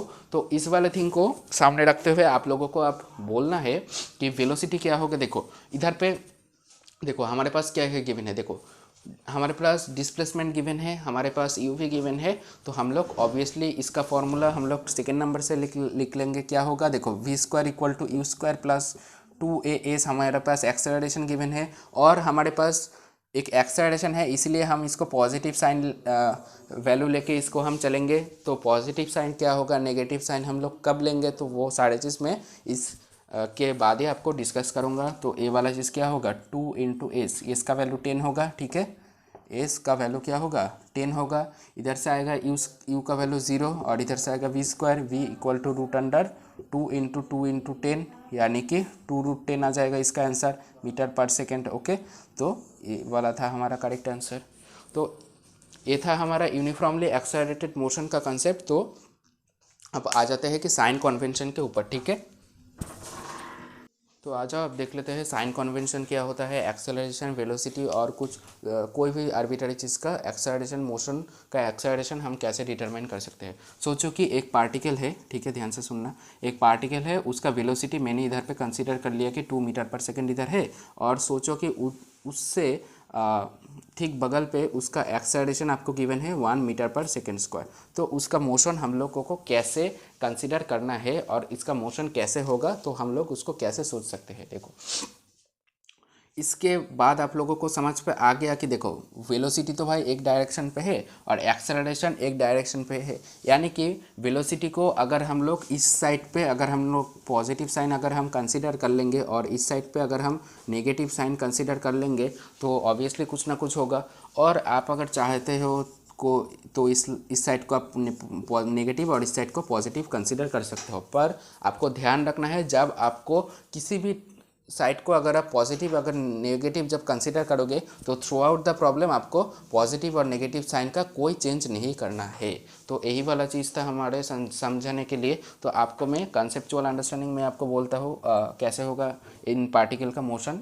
ठीक है, जब देखो जब वेलोसिटी इक्वल टू 2 मीटर/सेकेंड इनिशियली जब वो t इक्वल टू 0 से जब वो स्टार्ट होगा तब क्या होगा। देखो t इक्वल टू 0 से जब पार्टिकल स्टार्ट करेगा तब तो भाई वो पार्टिकल इधर से जाएगा और उसका रिटार्डेशन होगा। रिटार्डेशन क्यों होगा, क्योंकि वेलोसिटी का अपोजिट है एक्सेलरेशन का डायरेक्शन। तो रिटार्डेशन होगा यानी कि उसका वेलोसिटी घटेगा घटेगा घटेगा। एक टाइम ऐसा आएगा जिस टाइम पे उसका वेलोसिटी होगा 0। जब v इक्वल टू 0 होगा तब क्या होगा, v इक्वल टू 0। मेरे को पता नहीं कि वो वाला टाइम कितना है, मैं आपको जस्ट कंसेप्ट बोल रहा हूँ कि कैसे उसका मोशन हम लोग ऑब्जर्व कर पाएंगे। एक टाइम आएगा रिटार्डेशन के बाद उसका वेलोसिटी होगा 0। तो उस 0 के बाद क्या होगा, रिटार्डेशन के वक्त, क्योंकि रिटार्डेशन यूनिफॉर्म है, रिटार्डेशन के बाद वो पार्टिकल फिर से इधर पे आएगा। एक टाइम आएगा एक टाइम आएगा जिन टाइम पे जो इनिशियल पोजीशन था और जो फाइनल पोजीशन था वो क्या होगा, सेम होगा। और इस वाले थिंग के लिए आप लोग एक ज़बरदस्त कंसेप्ट लगा सकते हो जो कि डिस्प्लेसमेंट। ठीक है, डिस्प्लेसमेंट है एक ज़बरदस्त थिंग। ठीक है, जो कि आपको बोलता है कि डिस्प्लेसमेंट 0 कब 0 होगा। देखो डिस्प्लेसमेंट अगर आप सोचो कि यू का वैल्यू तो आपको गिवन है। ठीक है, हाँ देखो डिस्प्लेसमेंट कब 0 होगा। देखो पहला चीज़ तो भाई जब डिस्प्लेसमेंट 0 होगा तब देखो मैंने अगर सोचो कि s equal to u t plus half at square formula को सोचो कि मैं इधर पे यूटिलाइज कर रहा हूँ। आप देखो कि यूटिलाइजेशन का फॉल क्या मिलता है। देखो इधर पे देखो डिस्प्लेसमेंट अगर 0 होगा तो क्या होगा, एस का वैल्यू 0 होगा, you t plus half a t square. सोचो कि मैंने पहले साइन को कंसीडर कर लिया, यानी कि वेलोसिटी का डायरेक्शन को मैं पॉजिटिव ले लिया और एक्सेलरेशन का डायरेक्शन को मैं नेगेटिव ले लिया। तो क्या होगा, इधर पे हाफ ए टी स्क्वायर इधर पे है, यानी कि इधर पे का जो पॉजिटिव साइन वो किस साइन पे कन्वर्ट हो जाएगा, नेगेटिव साइन पे कन्वर्ट हो जाएगा। और अगर हम इसको लेफ्ट साइड पे ले आएंगे तो क्या होगा, half a t square equal to u into t, है ना। तो अब क्या होगा, अब अगर ठीक है भाई सेम साइड पे लिख लियो क्योंकि आपको मेरे को एक और भी चीज़ समझाना है। ठीक है, सेम साइड पे लिख लियो। तो अब अगर इस साइड से अगर टी आपको कॉमन लेना है तो कॉमन लेने के बाद क्या होगा, a/2 माइनस यू आ जाएगा। ठीक है, तो इस साइड पे लेके आए और दूसरों को कॉमन ले लिया। तो इधर से क्या होगा, देखो एक तो हमारे पास केस आएगा, क्या आएगा, t इक्वल टू 0। एक केस क्या आएगा, 2t/2 इक्वल टू यू और t इक्वल टू 2u/a। आपको मेरे को यही वाला चीज़ समझाना था। देखो t इक्वल टू 2u/a कब होगा, कब का टाइम बोल रहा है, जबकि डिस्प्लेसमेंट 0, यानी कि जब पार्टिकल लौट के, ध्यान से सुनना, जब पार्टिकल लौट के इस वाला पोजीशन पे जब आएगा, यानी कि उसका डिस्प्लेसमेंट जब 0 होगा तभी का जो टाइम होगा वो है 2u/a। ठीक है, तो इसका हमारे पास आंसर क्या होगा इस वाले क्वेश्चन के रिस्पेक्ट पे। देखो 2 इंटू यू का वैल्यू क्या हमको गिवन है, यानी कि इनिशियल वैल्यू 2 और ए का वैल्यू कितना है 1, यानी कि 4, यानी कि 4 सेकंड जब होगा पार्टिकल का मोशन, जब 4 सेकंड बाद इसका डिस्प्लेसमेंट 0 होगा। ठीक है, तो यही था हमारा साइन कन्वेंशन। आपको बस एक ही लाइन आपको फॉलो करना है कि भैया ने जो बोला था कि जिस साइड पे अगर आप पॉजिटिव इस साइड को, और अगर आप सोचते हो कि भाई मेरे को ए वाला साइड को मेरे को पॉजिटिव सोचना है और ए वाला साइड को मेरे को नेगेटिव सोचना है, तो थ्रू आउट द प्रॉब्लम आपको यही वाला साइन कन्वेंशन आपको मेंटेन करना होगा। और अगर आप समझते हो कि ना भैया हम तो भाई ए नहीं करेंगे, हम करेंगे इसको नेगेटिव, इसको हम लोग पॉजिटिव करेंगे, तो भी आप लोग कर सकते हो, कोई परेशानी आपको नहीं होगी। पर यही वाला चीज़ आपको ध्यान रखना है कि थ्रू आउट द प्रॉब्लम आपको उन चीज़ के बारे में ध्यान रखना है। तो चलते हैं नेक्स्ट प्रॉब्लम पे। चलो अब आते हैं ग्रेविटी का कंसेप्ट के ऊपर। यानी कि सोचो कि मैंने ज़मीन से, ये है आपका ज़मीन, ठीक है, मैंने सोचो कि ज़मीन से एक पार्टिकल को मैंने ऊपर पे मैंने थ्रो किया, तो क्या होगा, पार्टिकल ऊपर पे जाएगा, ऊपर पे जाएगा। एक टाइम ऐसा होगा जब पार्टिकल का वेलोसिटी ज़ीरो होगा, और वो वाला चीज़ किसके लिए ज़ीरो होगा, नीचे चलते उसका जो ग्रेविटी है, ग्रेविटी यानी कि जी के लिए जिसका वैल्यू है 9.8 मीटर पर सेकेंड स्क्वायर, उसके चलते उसका रिटार्डेशन आएगा। एक टाइम आएगा जिस टाइम पे उसका क्या होगा, वेलोसिटी ज़ीरो होगा। जब वेलोसिटी ज़ीरो होगा तो वो कि रिटार्डेशन का तो भाई काम खत्म हो गया, वेलोसिटी ज़ीरो हुआ, और नीचे वाला जो ग्रेविटेशन है उस ग्रेविटेशन फोर्स के लिए वो वाला चीज़ फिर से नीचे आएगा। तो यही था हमारा कंसेप्ट, जो कि हमारा कंसेप्ट जी को रिप्रेजेंट करते हैं, ठीक है। तो जी हमारा क्या है, एक्सेलरेशन है। और मेरे को बस यही चीज़ आपको बोलना था। सोचो कि ज़मीन है, इधर से पार्टिकल को आप थ्रो किए, कुछ डिस्टेंस पर जाए और उसके बाद वो फिर से नीचे लौट के आया। अब बच्चों का मन पे एक डाउट होता है, भैया इधर से सोचो कि आप you metre per second velocity से आप इसको फेंक दिए हो, ठीक है। यू मीटर पर सेकेंड आप इस वेलोसिटी पे अगर इसको फेंक दिए हो तो देखो नीचे तो भाई धरती माता जी यहाँ पे लगा रहा है, ठीक है। तो नीचे वाला चीज़ तो भाई इधर पे एक्ट हो रहा है। तो आपको फाइंड करने वाला बात यही है कि भाई इस कितने हाइट तक चलेगा, ठीक है, इसका टोटल टाइम ऑफ ट्रैवल कितना रहेगा, ओके। ये तरह तरह की चीज़ आपको फाइंड आउट करने के लिए बोलेगा। तो बात क्या है, देखो ज़्यादातर क्वेश्चन पे और ज़्यादातर चीज़ बातों पे क्या होता है, इसको पॉजिटिव और इसको नेगेटिव बोलता है। मैं भी इसको ऐसे ही बोलता हूँ। क्यों, देखो इधर पे देखो, यू का जो हमारा जो मोशन कंसिडर होता है ना, देखो यूनिफॉर्मली एक्सेलरेटेड मोशन तो भाई जी है, जी का वैल्यू कितना है 9.8 मीटर पर सेकेंड स्क्वायर। तो ये वाला चीज़ तो भाई यूनिफॉर्म एक्सेलरेटेड मोशन के अंदर आएगा, ऑब्वियसली आएगा। तो इसके लिए आपको ध्यान रखना है कि जब देखो थ्रू आउट द जर्नी क्या होगा, इसका जो वेलोसिटी का डायरेक्शन इस जब ए से लेके सोचो कि पी पॉइंट तक तो भाई ऐसा रहा, और पी से लेके बी पॉइंट तक वेलोसिटी का डायरेक्शन इधर पे आएगा। जब वेलोसिटी का डायरेक्शन इधर आएगा तब क्या होगा, अगर हम लोग इसको पॉजिटिव कर लेंगे तो पहला वाला चीज़ क्या होगा, ए पी के लिए क्या होगा, वेलोसिटी क्या होगा, पॉजिटिव होगा। और एक्सेलरेशन यानी कि जो धरती माता जी नीचे लगा रहा है वो क्या होगा, नेगेटिव होगा, ठीक है। एक्सेलरेशन आएगा नेगेटिव। और जब हम पी से लेके बी तक जब हम आएंगे, यानी कि नीचे लौट के जब आएंगे, तब देखो वेलोसिटी का डायरेक्शन भी सेम डायरेक्शन पे है और एक्सेलरेशन भी डायरेक्शन सेम तरफ ही है। यानी कि अगर हम लोगों अगर चाहेंगे कि दोनों का साइन अगर हम पॉजिटिव लेके चलेंगे तो पॉजिटिव ही होगा, दोनों का साइन अगर हम नेगेटिव लेके चलेंगे तो हमारा कोई दिक्कत नहीं होगा। तो यही वाला चीज़ आपको बोलना था। और ऑब्वियसली आपके लिए जो सारा जो फार्मूला था, सोचो कि जैसे कि v equal to u plus a t था, v square equal to u square plus 2s, उधर पे एक्सेलरेशन क्या कैसे चेंज हो जाएगा, जी से चेंज हो जाएगा। और माइनस और प्लस आपके ऊपर डिपेंड करता है। अगर मैं भैया ने तो आपको बोला ही था कि अगर आपने सोचो कि इधर को पॉजिटिव और इधर पे नेगेटिव लेके काम करेंगे तो आपका कोई दिक्कत नहीं होगा।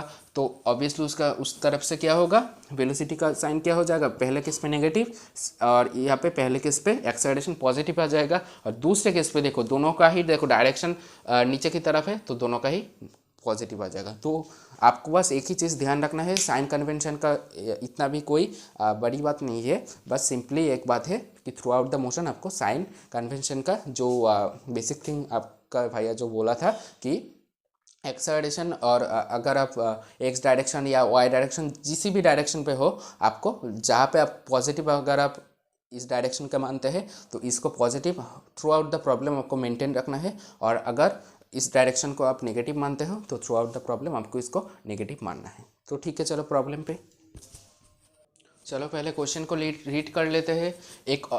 N automobile travelling at 40 kilometre per hour can be stopped at a distance of 40 metre by applying brakes, okay, if the same automobile travels at 80 kilometre per hour then the minimum stopping distance is, क्या होगा, option number A B C D आपको given है। April 2018 का question है जो कि JEE mains पर आया था। तो देखते हैं, देखो इस वाले क्वेश्चन से आपको समझना होगा। देखो सेम ऑटोमोबाइल का मतलब क्या है, ऑटोमोबाइल पे कोई डिफरेंस नहीं आया। यानी कि ऑटोमोबाइल का जब 40 मीटर डिस्टेंस पे जब ये रुकता था, यानी कि इसका तो भाई देखो ऑटोमोबाइल का क्या कंसेप्ट है, देखो जब ये ब्रेक लगाएगा तो ऑब्वियसली तो ऑटोमोबाइल को स्टॉप करने के लिए ब्रेक लगाने के बाद तो भाई कुछ ना कुछ तो भाई रिटार्डेशन आएगा। यानी कि एक्सेलरेशन कांस्टेंट है, यानी कि एक्सेलरेशन कांस्टेंट है बोथ ऑफ द केसेस पे। ए वाला जो ऑटोमोबाइल ट्रैवल कर रहा है ये यूनिफॉर्म एक्सेलरेशन प्रोवाइड करेगा, मतलब यूनिफॉर्म रिटार्डेशन प्रोवाइड करेगा। तो इसी के लिए पहले वाला इतने तक चीज़ के लिए जो रिटार्डेशन होगा और सेकेंड वाला थिंग के लिए रिटार्डेशन सेम होगा। अगर आप ए वाला चीज़ को अगर आप समझ पाएंगे तो ए वाला प्रॉब्लम आपके लिए एकदम से आसान हो जाएगा। तो क्या होगा, देखो ऑटोमोबाइल जब ट्रैवलिंग कर रहा था 40 किलोमीटर पर आवर, यानी कि जब सोचो कि ए पॉइंट था, ए पॉइंट से बी पॉइंट पे जब आया है, ऑटोमोबाइल का इनिशियल वेलोसिटी क्या था, इनिशियल वेलोसिटी था 40 किलोमीटर पर आवर। तो आपको दे रखा है कि distance in metre find out करना है, तो ऑब्वियसली आपको किलोमीटर और मीटर को चेंज करना है। किमी को अगर चेंज करना है तो क्या करेंगे, 1000 से डिवाइड करेंगे और ऊपर पे 3600 से मल्टीप्लाई करेंगे। तो इधर पे क्या होगा, 0 0 से निपट जाएगा और इधर से क्या होगा, देखो 18/5 होगा, यानी कितना होगा, देखो इधर से 8 से काट पीट के जाएगा और इधर पे क्या होगा, 8 8 ज़ा 4 आएगा, 8 8 1 ज़ा 144। ओके, इनिशियल वेलोसिटी था इसका 144 मीटर पर सेकेंड। ओके, और फाइनल वेलोसिटी क्या होगा, देखो रिटार्डेशन के बाद अगर स्टॉप होना है तो स्टॉप होने का मतलब क्या है, फाइनल वेलोसिटी इसका क्या होगा, 0 होगा। यानी कि फाइनल वेलोसिटी है इसका 0। हमको एक्सेलरेशन हमको नहीं दिया हुआ है पर हमको डिस्टेंस दिया हुआ है। यानी कि अगर हम लोगों को एक फार्मूला है ना, v² = u² + 2as, हमको v का तो भाई वैल्यू तो हमको भाई 0 दे रखा है और हमको रिटार्डेशन यानी कि ये वाला वैल्यू क्या हो जाएगा, 0 हो जाएगा। u² क्या हो जाएगा, 2as आ जाएगा, और जहाँ पे एक्सेलरेशन = u²/2s आ जाएगा ना इधर पे, तो एक्सेलरेशन अगर u²/2s आ जाएगा, देखो बोथ केसेस पे क्या है, एक्सेलरेशन सेम है। यानी कि अगर सोचो कि पहले वाला के लिए u²a है और दूसरे वाले के लिए क्या होगा, देखो पहले वालों के लिए u1 और s1 होगा और दूसरे वालों के लिए u² और 2s2 होगा। क्योंकि देखो ना एक्सेलरेशन तो भाई सेम है, यानी कि हम लोग इसको सेम मतलब इसको इस रिलेशन से हम इसको सोच सकते हैं, तो हमारा क्या होगा, कैलकुलेशन एकदम से आसान हो जाएगा। देखो अब क्या बोला है, मिनिमम स्टॉपिंग डिस्टेंस, यानी कि हमको s2 निकालना होगा। तो s2 क्या हो जाएगा, देखो 2 से 2 इधर पे निपट जाएगा। s2 का वैल्यू क्या होगा, u2/u1 उसका होल स्क्वायर इंटू यहाँ पे क्या हो जाएगा, s1 हो जाएगा। अब इसका वैल्यू कैलकुलेट कर लेंगे तो आपका एकदम से प्रॉब्लम आसान हो जाएगा। ठीक है, और आपको एक चीज़ मैं बोल देता हूँ, देखो u1 और u2 देखो दोनों ही वेलोसिटी हमको क्या दे रखा था, किमी पर आवर। यानी कि अगर किमी पर आवर, देखो ऊपर भी किमी पर आवर नीचे भी किमी पर आवर, अगर हम लोग इसको अगर दोनों को ही अगर हम मीटर पर सेकेंड पे कन्वर्ट कर लेंगे और दोनों का भी हम लोग इसका रेशियो अगर निकालेंगे तो क्या होगा, दोनों का ही रेशियो सेम होगा। क्योंकि दोनों का यूनिट डिफरेंट जितना ही होना क्यों, उसका तो भाई रेशियो तो भाई दोनों के से इस पे सेम रहेगा। तो हमको इधर पे मीटर पर सेकेंड का करना कोई ज़रूरत नहीं था। और हमका देखो s1 किस पे दिया था, मीटर पे दिया था। तो देखो s1 का वैल्यू 40 था और इधर पे मैं आपको बोल रहा हूँ देखो मीटर पर सेकेंड पे पहले सबको कन्वर्ट करके देखते हैं क्या होगा। ये तो था हमारा u1 का वैल्यू, यानी कि 144 था u1 का वैल्यू, और u2 का वैल्यू क्या था, देखो 80 किमी पर आवर। ओके, किमी पर आवर से अगर मीटर पर सेकेंड पे कन्वर्ट करो तो क्या होगा, देखो 18/5 से उसको मल्टीप्लाई करना पड़ेगा। 18/5 से उसको क्या करना पड़ेगा, मल्टीप्लाई करना ठीक है। सोचो कि मैंने इसको ऐसे कन्वर्ट नहीं किया था, ठीक है, मैंने 144 आपको नहीं निकाला था, सिर्फ मैंने आपको बोला था कि 18/5 से मल्टीप्लाई करेंगे तो मीटर पर सेकेंड पे आएगा। तो क्या करेंगे 40 × 18/5 आ जाएगा और ये नीचे पे 18 × 18/5 आ जाएगा। और इधर से क्या होगा, जब इसका रेशियो लेंगे तो 18/5 से 18/5 तो निपट ही जाएगा। तो अगर हम इसको कन्वर्ट करें या ना करें इससे कोई लेना देना इस सॉल्यूशन पे नहीं है। तो इधर पे क्या होगा 1/2 उसका होल स्क्वायर यानी कि 4 यानी कि 10 मीटर होगा हमारा करेक्ट आंसर। 10 मीटर तो भाई ऑप्शन पे दे रखा नहीं है, तो क्या हमने कुछ गलती किया है देख लेते हैं। देखो इधर पे हम लोगों ने छोटा सा एक कैलकुलेशन मिस्टेक कर लिया था। देखो पहले तो देखो u2/u1 हमको लिखना था, पर हम लोगों ने क्या किया u1/u2 लिख लिए, इसलिए हमारा आंसर नहीं मिल रहा था। देखो अब क्या होगा, ऑब्वियसली u2/u1 यानी कि u2 का वैल्यू देखो क्या है 80। ओके 80 लिख लिया इधर पे, और नीचे क्या था 40 था। इधर पे लिख लेंगे तो क्या होगा, 2 होगा, 2 का स्क्वायर यानी कि 4 होगा, यानी कि 4 × 40 = 160 मीटर होगा हमारा करेक्ट आंसर, जो कि हमारे ऑप्शन नंबर बी पे गिवन है। तो ये वाला प्रॉब्लम आपको समझ पे आ गया। तो शुरू करते हैं हमारा इस वाला क्वेश्चन। तो ये वाला क्वेश्चन भी यूनिफॉर्म एक्सेलरेटेड मोशन से रिलेटेड है। तो क्वेश्चन को पहले रीड कर लेते हैं। क्या है क्वेश्चन, बोल रहा है a body starts from rest and moves for n second with uniform acceleration of a, यानी कि n सेकेंड तक वो बॉडी एक यूनिफॉर्म एक्सेलरेशन a से मूव किया, and velocity after the n second is equal to v, then the displacement of the body at last 3 second. Last 3 second का मतलब देखो बॉडी क्या कह रहा है, देखो स्टार्ट पे जब था बॉडी का वेलोसिटी क्या था, u = 0, क्योंकि बोला है कि रेस्ट से बॉडी मूव कर रहा है, moves n second with an uniform acceleration a, यानी कि n सेकेंड तक एक यूनिफॉर्म एक्सेलरेशन से मूव किया, यानी कि इधर पे जब जाएगा एक एक्सेलरेशन लेके जाएगा और वो भी क्या है, यूनिफॉर्म है, ठीक है। और n सेकेंड जब टाइम इक्वल टू n होगा, सोचो कि बॉडी का पोजीशन होगा यहाँ पे जहाँ पे a और b पॉइंट है, b हुआ है t इक्वल टू जब n है तब उस पार्टिकल का पोजीशन, ओके। तो क्या हुआ, देखो अगर ये वाला चीज़ ऐसे है तो हम लोग क्या गेस कर सकते हैं, हम लोग क्या कर सकते हैं, देखो हमारे पास वेलोसिटी आफ्टर n सेकेंड भी गिवन है, देखो v, यानी कि देखो हम लोग तो सभी जानते हैं कि v = u + 80, तो u का वैल्यू क्या होगा, 0 होगा। और देखो इधर पे क्या होगा, देखो v = u तो 0 होगा क्योंकि बॉडी रेस से स्टार्ट किया था, और एक्सेलरेशन का वैल्यू a है और टाइम का वैल्यू है n, तो v = a × n हमारे पास एक रिलेशन आ गया। और हमको फाइंड आउट करने का क्या चीज़ है, देखो displacement of the body in the last 10 second. सोचो कि अगर n का वैल्यू सोचो कि 10, मैं एक आपको समझाने के लिए एक बात बोल रहा हूँ कि सोचो कि n का वैल्यू है 10, तो हमको क्या फाइंड आउट करना है, लास्ट 3 सेकेंड, यानी कि हमको डिस्प्लेसमेंट कब तक का फाइंड आउट करना है, हमको फाइंड आउट करना है जब टाइम इक्वल टू 8, 9 और 10 होगा, यानी कि यही वाला तो हमारा लास्ट 3 सेकेंड का होगा, है ना। तो इसीलिए आपको फाइंड आउट कितने तक करना पड़ेगा कि डिस्प्लेसमेंट जब s = जब n होगा, जब डिस्प्लेसमेंट आपका पार्टिकल का n टाइम का आपका जानना आपके लिए ज़रूरी है। और आपको कितने तक जानना ज़रूरी है, आपका जब टाइम इक्वल टू n-2 होगा, ठीक है, ओके। जब टाइम इक्वल टू n-3 होगा तब का अगर डिस्प्लेसमेंट आपका पता चल गया ये दोनों वाला वैल्यू, तो आपको क्या करना होगा, इन दोनों को सब्सट्रैक्ट करना पड़ेगा। सब्सट्रैक्ट अगर आप कर पाएंगे तो लास्ट का जो 3 सेकेंड का डिस्प्लेसमेंट है तो आपको आसानी से मिल जाएंगे। तो कि पहले काम क्या करना है, जब टाइम इक्वल टू n, ठीक है, टाइम इक्वल टू n के लिए हम लोग डिस्प्लेसमेंट कर लेते हैं। हम क्या जानते हैं, ut + ½ तो उस फॉर्मूला को इधर पे अप्लाई कर लेते हैं।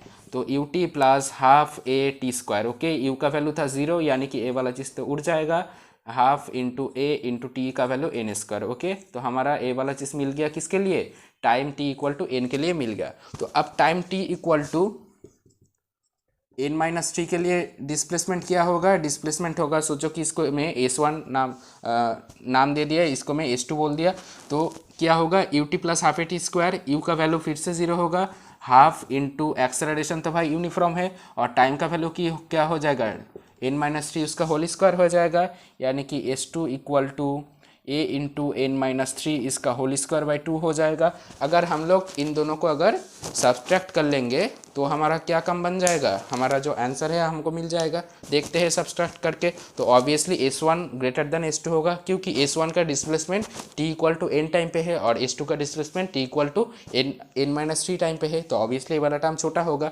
तो इससे इसको माइनस करना है, तो हमको जो आंसर चाहिए क्या चाहिए, s1 - s2 चाहिए हमको। तो क्या होगा, इधर से देखो हाफ तो भाई कॉमन आ जाएगा, हाफ है तो कॉमन आ जाएगा, उसको भाई बाहर पे कॉमन लिख लेते हैं। और इधर पे क्या होगा, देखो n²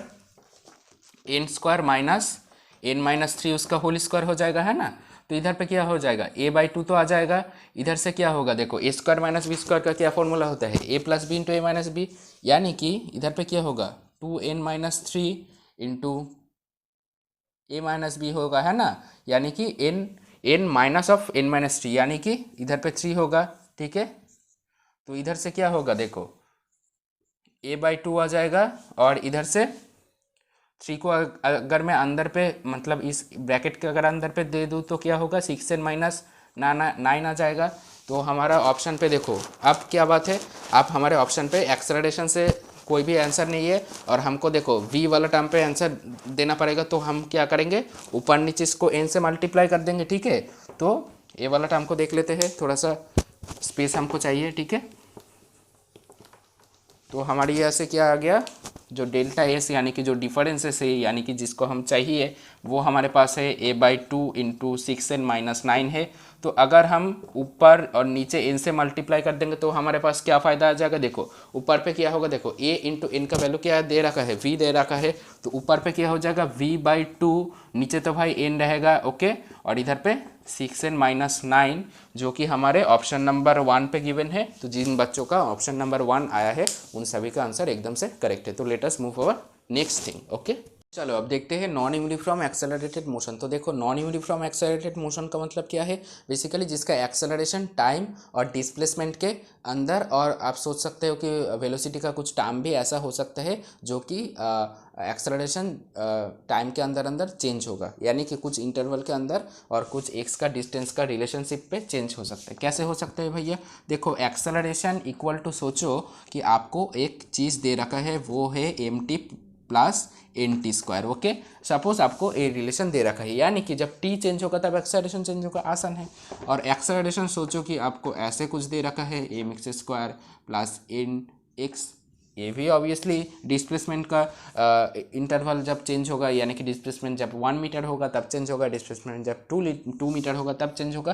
तो इन टाइप ऑफ प्रॉब्लम को हम लोग कैसे डील कर सकते हैं, देखो हम लोग तो एक चीज़ जानते हैं कि acceleration equal to dv/dt, obviously जानते हैं। देखते हैं a dt equal to dv, यानी कि सोचो कि आपको क्वेश्चन पे एक चीज़ दे रखा होगा कि वेलोसिटी और टाइम का, सोचो कि एक रिलेशन दे रखा होगा कि v एक फंक्शन होगा t का, okay, v is a function of t, यानी कि जब जब वेलोसिटी चेंज होगा तब आपका क्या होगा, जब टाइम चेंज होगा तब आपका वेलोसिटी चेंज होगा, यानी कि जब टाइम और वेलोसिटी दोनों चेंज होगा तब क्या होगा, एक्सेलरेशन भी चेंज होगा। तो ऑब्वियसली आप इसको क्या करना पड़ेगा, इंटीग्रेट करना पड़ेगा। सोचो कि जब टाइम इक्वल टू t1 था तब वेलोसिटी इक्वल टू v1, और जब टाइम इक्वल टू t2 है तब वेलोसिटी इक्वल टू v2 है। तब इससे क्या होगा, a इंटू टी का कुछ टर्म्स आएगा और इधर से v का कुछ टर्म आएगा, जिससे आपको पता चल जाएगा कि एक्सेलरेशन किस टाइप से आपका चेंज हो रहा है ना। तो इन टाइप से आप लोग एक्सेलरेशन को फाइंड आउट कर सकते हो। ये तो था हमारा पहला कंडीशन। दूसरा कंडीशन क्या है, हम लोगों को पता है a equal to v dv/dx, है ना। तो उससे हम लोग एक्सेलरेशन को हम लोग कैसे डिटरमाइन कर पाएंगे देख लेते हैं। देखो तब हम क्या करेंगे, a into d x equal to v into d v कर लेंगे, तब हम बोथ साइड इंटीग्रेट कर लेंगे एज यूजुअल। एंड जब वेलोसिटी हमारा v1 था तब हमारा डिस्प्लेसमेंट x1 है, और देख लेते हैं उसके बाद। तो अब आ जाते हैं अल्फा बीटा प्रॉब्लम, जो कि एकदम से बहुत बहुत इंपॉर्टेंट है in the point of view of the JEE Mains and the Advance. तो अल्फा बीटा प्रॉब्लम क्या है, देखो एकदम से इजी है, आपको मैं समझा देता हूँ। ग्राफिकल रिप्रेजेंटेशन आपके लिए ऑब्वियसली मस्ट है इन वाला प्रॉब्लम को समझने के लिए। मैंने v वर्सेस t का एक ग्राफ आपके लिए मैं ड्रॉ कर रहा हूँ। जब समय इक्वल टू 0 था तब इधर पे कुछ ऐसा सीन हो रहा था। क्या सीन, मैं आपको डिटेल्स पे ड्रॉ करके फिर मैं बात पे आपको डिस्कस करता हूँ। देखो इस वाले ग्राफ से आपको मैं दो चीज़ मैं आपको बोलूँगा। एक चीज़ तो होगा क्या, देखो वीटी ग्राफ का जो स्लोप है वो आपको क्या प्रोवाइड करता है, वो आपको एक्सेलरेशन प्रोवाइड करता है ऑब्वियसली। तो देखो इसका स्लोप क्या है, पॉजिटिव है, तो ऑब्वियसली वाला थिंग एक्सेलरेशन प्रोवाइड करेगा। सोचो कि अल्फा, मैंने सोच लिया कि इस लाइन का स्लोप जो कि एक्सेलरेशन को प्रोवाइड कर रहा है, और ए वाला चीज़ का जो स्लोप है ए वाला लाइन का, वो क्या रिप्रेजेंट कर रहा है, रिटार्डेशन को। क्यों रिटार्डेशन को, क्योंकि इन ए वाला जो लाइन है इसका जो स्लोप है वो नेगेटिव है। देखो जब अल्फा रिटार्डेशन से एक पार्टिकल मूव कर रहा था तब सोचो कि एक मैक्सिमम वेलोसिटी वो पार्टिकल अचीव किया, जिसका नाम मैंने वी मैक्स दे दिया, यानी कि इसका कोऑर्डिनेट क्या है, वी मैक्स। और मैंने आपको बोला है कि 0 से लेके वी मैक्स तक जाने के लिए ए पार्टिकल को जब अल्फा रिटार्डेशन जब तय करता है उसका टाइम है t1, और जो रिमेनिंग टाइम यानी कि जब पार्टिकल फिर से वी मैक्स से उसका वेलोसिटी जब 0 होगा उसका टाइम है t2, ठीक है। और मैं आपको बोलता हूँ कि t equal to t1 plus t2 जो कि है हमारा टोटल ट्रैवलिंग टाइम, ओके। मैं आपको ये चीज़ बोल दिया हूँ, ठीक है। और alpha equal to acceleration, beta equal to retardation. Okay, ये तीनों चीज़ मैं आपको बोल दिया हूँ। और मैंने आपको एक और चीज़ बोल देता हूँ, 2L equal to total displacement. ठीक है,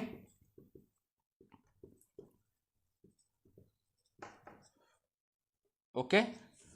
2L क्या है? Total displacement. यानी कि जब v इक्वल टू 0 से v मैक्स था तब एक तो भाई डिस्प्लेसमेंट ए पार्टिकल तो भाई ट्रैवल किया था, और जब v मैक्स से लेकर जब 0 आएगा तब एक डिस्प्लेसमेंट पार्टिकल ने एक तय किया था। ठीक है, वो वाला है 2L। ठीक है, अब आपको दोनों चीज़ मैं आपको प्रूफ करने के लिए देता हूँ। पहला चीज़ क्या होगा, देखो पहला चीज़ आपको मैं ये देता हूँ कि proof v max equal to alpha beta by alpha plus beta into t. ये तो भाई आपका पहला प्रूफ हो गया। सेकेंड थिंग आपका प्रूफ करने के लिए कि L equal to half into alpha beta by alpha plus beta into क्या होगा, टी स्क्वायर होगा, है ना। तो आपको ये दोनों चीज़ प्रूफ करने के लिए मैं देता हूँ, तो मैं आप इन दोनों का प्रूफ आपको दिखाता हूँ। देखो आप लेट कर लेना कि ए वाला एंगल है θ1, इस वाले एंगल को मैं θ2 बोल देता हूँ। तो अब देखो tan θ1 क्या होगा, slope of the line. Okay, tan θ1 क्या होगा, स्लोप ऑफ द लाइन, जो कि अल्फ़ा के इक्वल है। और आपको मैं अगर इस वाला जो ट्रायंगल है, ठीक है, ए वाला जो ट्रायंगल है, इस ट्रायंगल से अगर मैं आपको बोलूँ तो क्या होगा, देखो लेंथ अपन हाइट क्या होगा, सॉरी हाइट अपन बेस होता है, यानी कि हाइट कितना होगा, वी मैक्स होगा, और बेस क्या होगा, T1। यानी कि मैं इसको वी मैक्स अपन T1 लिख सकता हूँ, और इस तरफ से मैं वी मैक्स और T1 को मैं रेसिप्रोकल कर देता हूँ। तो क्या होगा, देखो इन दोनों का मैं रेसिप्रोकल कर दिया। देखो 1 बाई अल्फ़ा क्या होगा, T1 बाई वी मैक्स। ये था हमारा इक्वेशन नंबर 1। tan θ2 क्या होगा, देखो tan θ2 एक्चुअली, देखो tan θ2 को अगर हमको फाइंड आउट करना होगा, उससे पहले आपको फाइंड आउट करना पड़ेगा कि बीटा का वैल्यू क्या है। देखो बीटा का मतलब क्या है, slope of the this line, यानी कि वी मैक्स से लेकर जब 0 होगा इस लाइन का स्लोप। तो ए क्या होगा, यानी कि आपको पहले समझना होगा कि स्लोप का डेफिनेशन क्या है। देखो स्लोप का एक्चुअल डेफिनेशन है कि एक लाइन जब एक्स एक्सिस का पॉजिटिव डायरेक्शन के साथ एंटी क्लॉकवाइज जो एंगल प्रिपेयर करता है उसको हम स्लोप कहते हैं। ठीक है, यानी कि ए वाला है हमारा एक्स, ए वाला क्या है हमारा पॉजिटिव वाला एक्स एक्सिस, और सोचो कि एक लाइन ऐसे है तो ऑब्वियसली एंटी क्लॉकवाइज जो एंगल मेट करेगा तो ए है इसका स्लोप। और सोचो कि एक लाइन ऐसे है, ठीक है, जब ऐसे लाइन होगा तब क्या होगा, एक्स एक्सिस का पॉजिटिव डायरेक्शन के साथ एंटी क्लॉकवाइज, यानी कि स्लोप का एंगल क्या होगा, इधर से अल्फा बीटा सोच लो, तो इधर से अल्फा होगा इसका स्लोप एंगल और इससे बीटा होगा आपका स्लोप एंगल। तो अकॉर्डिंग टू दिस प्रॉब्लम आपको क्या करना पड़ेगा, जो हमारा बीटा होगा, बीटा का मतलब क्या है, स्लोप एक्सेलरेशन, एक्सेलरेशन का क्या मतलब है, slope of the line. Slope of the line क्या होगा, देखो ए वाला एंगल होगा, है ना, ए वाला एंगल होगा, यानी कि 180 माइनस θ2 होगा, क्या होगा tan 180 माइनस θ2 होगा, है ना। तो अगर tan 180 माइनस θ2 अगर बीटा का वैल्यू है तो देखो इधर से क्या होगा, beta equal to minus of tan θ2, यानी कि बीटा रिटार्डेशन आपको शो कर रहा है। इसका प्रूफ भी इधर पे हो गया, क्योंकि tan का बाहर पे साइन हो या नेगेटिव, नेगेटिव साइन रिटार्डेशन को शो करता है। इधर से आपका ये वाला चीज़ भी क्लियर हो गया। तो हमारा नेगेटिव साइन से आपका यही समझाने का था कि ये वाला चीज़ आपको रिटार्डेशन शो कर रहा है, और इधर से आप लोग नेगेटिव साइन के अलावा आप लोग मैग्नीट्यूड से अगर आप लोग खेलेंगे तो ऑब्वियसली आपका सही होगा, कोई गलत बात नहीं है। मैंने इधर से बीटा का जस्ट मैग्नीट्यूड का बात मैंने अब कर रहा हूँ। तो देखो tan θ2 क्या होगा, इस वाले जो ट्रायंगल है इससे क्या होगा, देखो हाइट अपन बेस यानी कि वी मैक्स अपन T2 होगा, है ना। तो क्या होगा, वी मैक्स अपन T2 होगा, है ना। तो अगर मैं बीटा का अगर मैं रेसिप्रोकल करूँगा तो क्या होगा, 1 by beta equal to T2 by v max होगा, है ना, एकदम से सिंपल।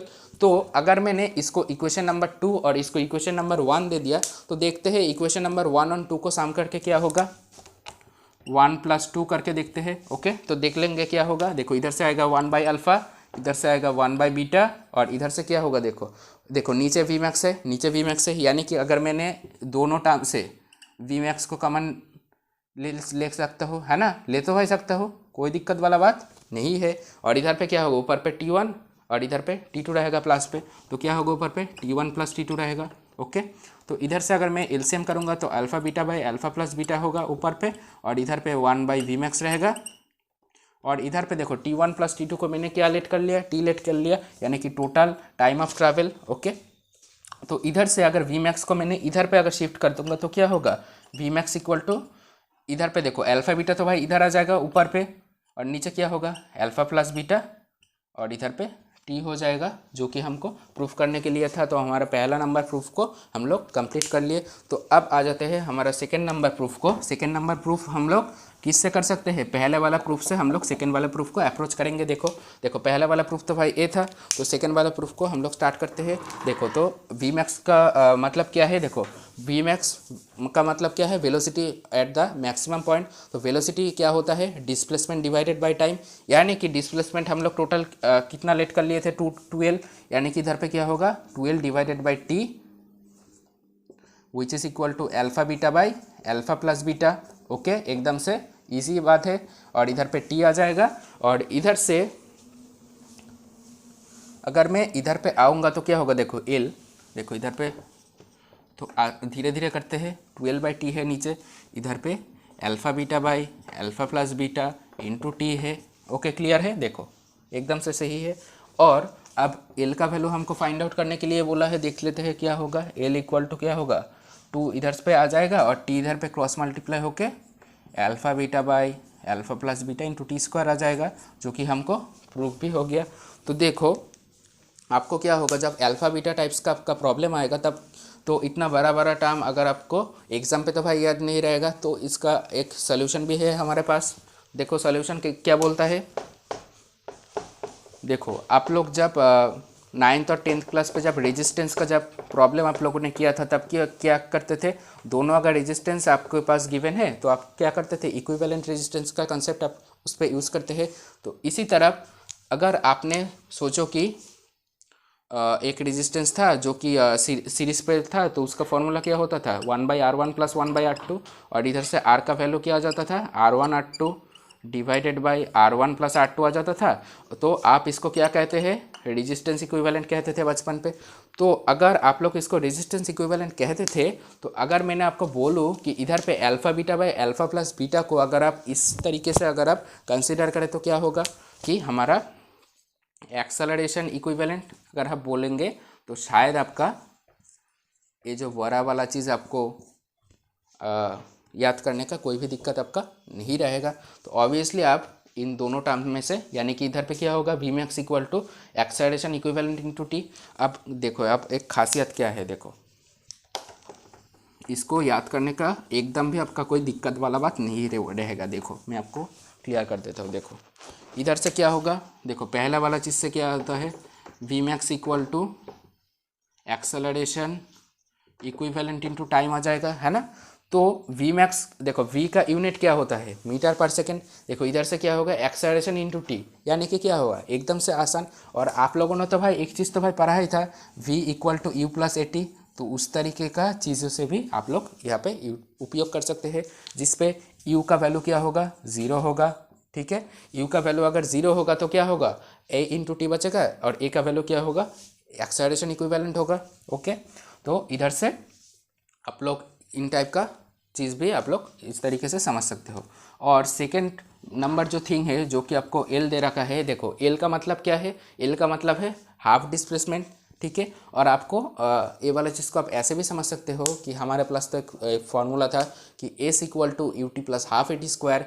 उस तरफ से आप समझ सकते हो कि हमारा जो हाफ डिस्प्लेसमेंट था, है ना, हमारा जो हाफ डिस्प्लेसमेंट था, क्योंकि ये वाला चीज़ किसके लिए हो रहा है, तो भाई यूनिफॉर्म एक्सेलरेटेड मोशन तो भाई नहीं है, क्योंकि एक्सेलरेशन तो भाई चेंज हो रहा है, एक तरफ एक्सेलरेशन और दूसरे तरफ रिटार्डेशन हो रहा है। तो इसीलिए आप लोग इसको ऐसे भी समझ सकते हो कि s equal to u t plus half a t square, where u equal to 0, तो क्या हो जाएगा s equal to half into a t square. S का मतलब क्या था डिस्प्लेसमेंट, यार इधर पे आप लोग आधा डिस्प्लेसमेंट भी समझ सकते हो। और एक चीज़ आप ऐसे भी समझ सकते हो कि 2L था हमारा क्या टोटल डिस्प्लेसमेंट, और इधर पे क्या होगा ए इक्विवेलेंट होगा, है ना, इंटू टी स्क्वायर होगा। और ए का यूनिट क्या था मीटर पर सेकेंड स्क्वायर, और इधर पे देखो सेकेंड स्क्वायर ऊपर है, यानी कि सेकेंड स्क्वायर से सेकेंड स्क्वायर निपट जाएगा, और इधर पे सिर्फ क्या रहेगा मीटर रहेगा, जो कि हमारा डिस्प्लेसमेंट का इक्विवेलेंट है। यानी कि शायद आपका ये वाला टेक्निक आपका समझ पे आया। तो चलते हैं हमारा नेक्स्ट कॉन्सेप्ट के ऊपर। देखो ये वाला क्वेश्चन है आपका जो ग्रेविटी से जो रिलेटेड जो क्वेश्चंस होता है हमारा, जो कि बहुत इंपॉर्टेंट है और एग्जाम पे भी बहुत आता है। तो उन क्वेश्चन में से एक बहुत बेहतरीन सा क्वेश्चन है। तो क्वेश्चन को करने से पहले ना भाई चलो एक ज़बरदस्त सा एसपी स्टार वाला कंसेप्ट हम लोग समझ लेते हैं। एसपी स्टार वाला कंसेप्ट क्या है, देखो, when we release a particle from a moving body, भाई आपका नोट पे भाई लिख लेना भाई, बहुत इंपॉर्टेंट सा कंसेप्ट है, ठीक है। From a moving body then the particle only leave the body with velocity, okay, with velocity, जो आपका बहुत इंपॉर्टेंट है, ठीक है, जो आपका बहुत इंपॉर्टेंट एक कॉन्सेप्ट है। कॉन्सेप्ट क्या बोल रहा है, देखो, when we release a particle from a moving body, okay, then the particle only leave the body with velocity. इसका क्या मतलब, सोचो कि आप एक कार चला रहे हो, एक लैम्बोर्गिनी से एक कार आपने खरीद लिया है, आपने कार ड्राइव कर रहे हो, ठीक है। ड्राइव करते करते सोचो कि आप एक फ्रूट का जो छिलका होता है ना, छिलका को आप कार से बाहर पे फेंक देते हो, ठीक है। तो जब आप कार से बाहर तक फेंक देते हो तब क्या होता है, अगर सड़क पे हुआ कोई व्यक्ति आपको देखेगा तो क्या देखेगा, आप खिड़की से इस पार्टिकल को भाई बाहर पे फेंक रहे हो और आपका कार सोचो कि acceleration equal to 10 metre per second square से आगे मूव कर रहा है और उसका वेलोसिटी सोचो कि 40 किमी पर आवर है भाई। बहुत बहुत भाई तेज़ तुम लोग कार चलाते हो, है ना, मेरे को पता है, ठीक है। तो देख लेते हैं, जब आप छिलका इधर से बाहर जब फेंकोगे तब क्या होगा, बाहर पे जो आदमी खड़ा हुआ होगा तो वो क्या देखेगा, सोचो कि इधर जब कार यहाँ पे था तब आपने छिलका फैला था, तब क्या होगा, ये छिलका इधर पे नहीं गिर के क्या होगा, थोड़ा सा सामने जाके गिरेगा। आपका कंसेप्ट क्या आता है, अब ऐसा क्यों होता है, देखो, इसका जब ये वाला चीज़ जब इधर पे जा रहा होता है, जब आपका कार, और आप जब कार से एक छिलका को जब आप फैलोगे और कोई पार्टिकल को जब आप फेंकोगे तब क्या होगा, वो एक स्पीड और एक वेलोसिटी पाता है। पर आपको ध्यान रखना वाला बात है, आपका कार जो एक्सेलरेशन जो 10 मीटर पर सेकेंड स्क्वायर से जब आप मूव कर रहे थे तो ये वाला पार्टिकल इस एक्सेलरेशन को कभी भी नहीं पाएगा। ये वाला particle obviously velocity equal to 40 kilometre per hour ही पाएगा, जो कि आपका जब प्रोजेक्टाइल मोशन जो अब मैं आपको सिखाऊंगा तब आपका एक कंसेप्ट और भी स्ट्रांग हो जाएगा। तो क्या होगा, देखो, velocity equal to 40 kilometre per hour से क्या होगा, ये छिलका आगे जाएगा और जाते जाते जब ग्रेविटी, देखो ग्रेविटी तो भाई धरती माता जी यहाँ पे तो भाई 10 मीटर पर सेकेंड स्क्वायर से तो भाई इसको क्या करेगा, नीचे खींचेगा, और आपका जो वेलोसिटी है वो वेलोसिटी इधर है, धरती माता जी नीचे खींच रहा है, यानी कि उसका वेलोसिटी कुछ इसका जो मतलब जो पाथ होगा वो ऐसे होगा, यानी कि छिलका सोचो कि आप इधर पे फेंक रहे हो, आपका मतलब आपका ख्याल था कि हाँ छिलका इधर ही पड़ेगा, पर छिलका इधर नहीं पड़ेगा, थोड़ा सा आगे जाके पड़ेगा। और आपको इधर पे ध्यान रखने वाला बात यही है कि वो जो आपने जो मूविंग बॉडी से एक अगर पार्टिकल को आप अगर थ्रो करेंगे तो ऑब्वियसली उस पर आप वेलोसिटी पाएंगे, ना कि एक्सेलरेशन, ठीक है। तो यही वाला चीज़ था समझाने के लिए, जो कि एसपी स्टार कंसेप्ट है हमारा। तो आ जाते हैं इस प्रॉब्लम पे। तो ये वाला प्रॉब्लम भी हमारा एसपी स्टार कॉन्सेप्ट रिलेटेड ही है। देख लेते हैं प्रॉब्लम क्या बोलते हैं, ठीक है, ठीक है, देखते हैं।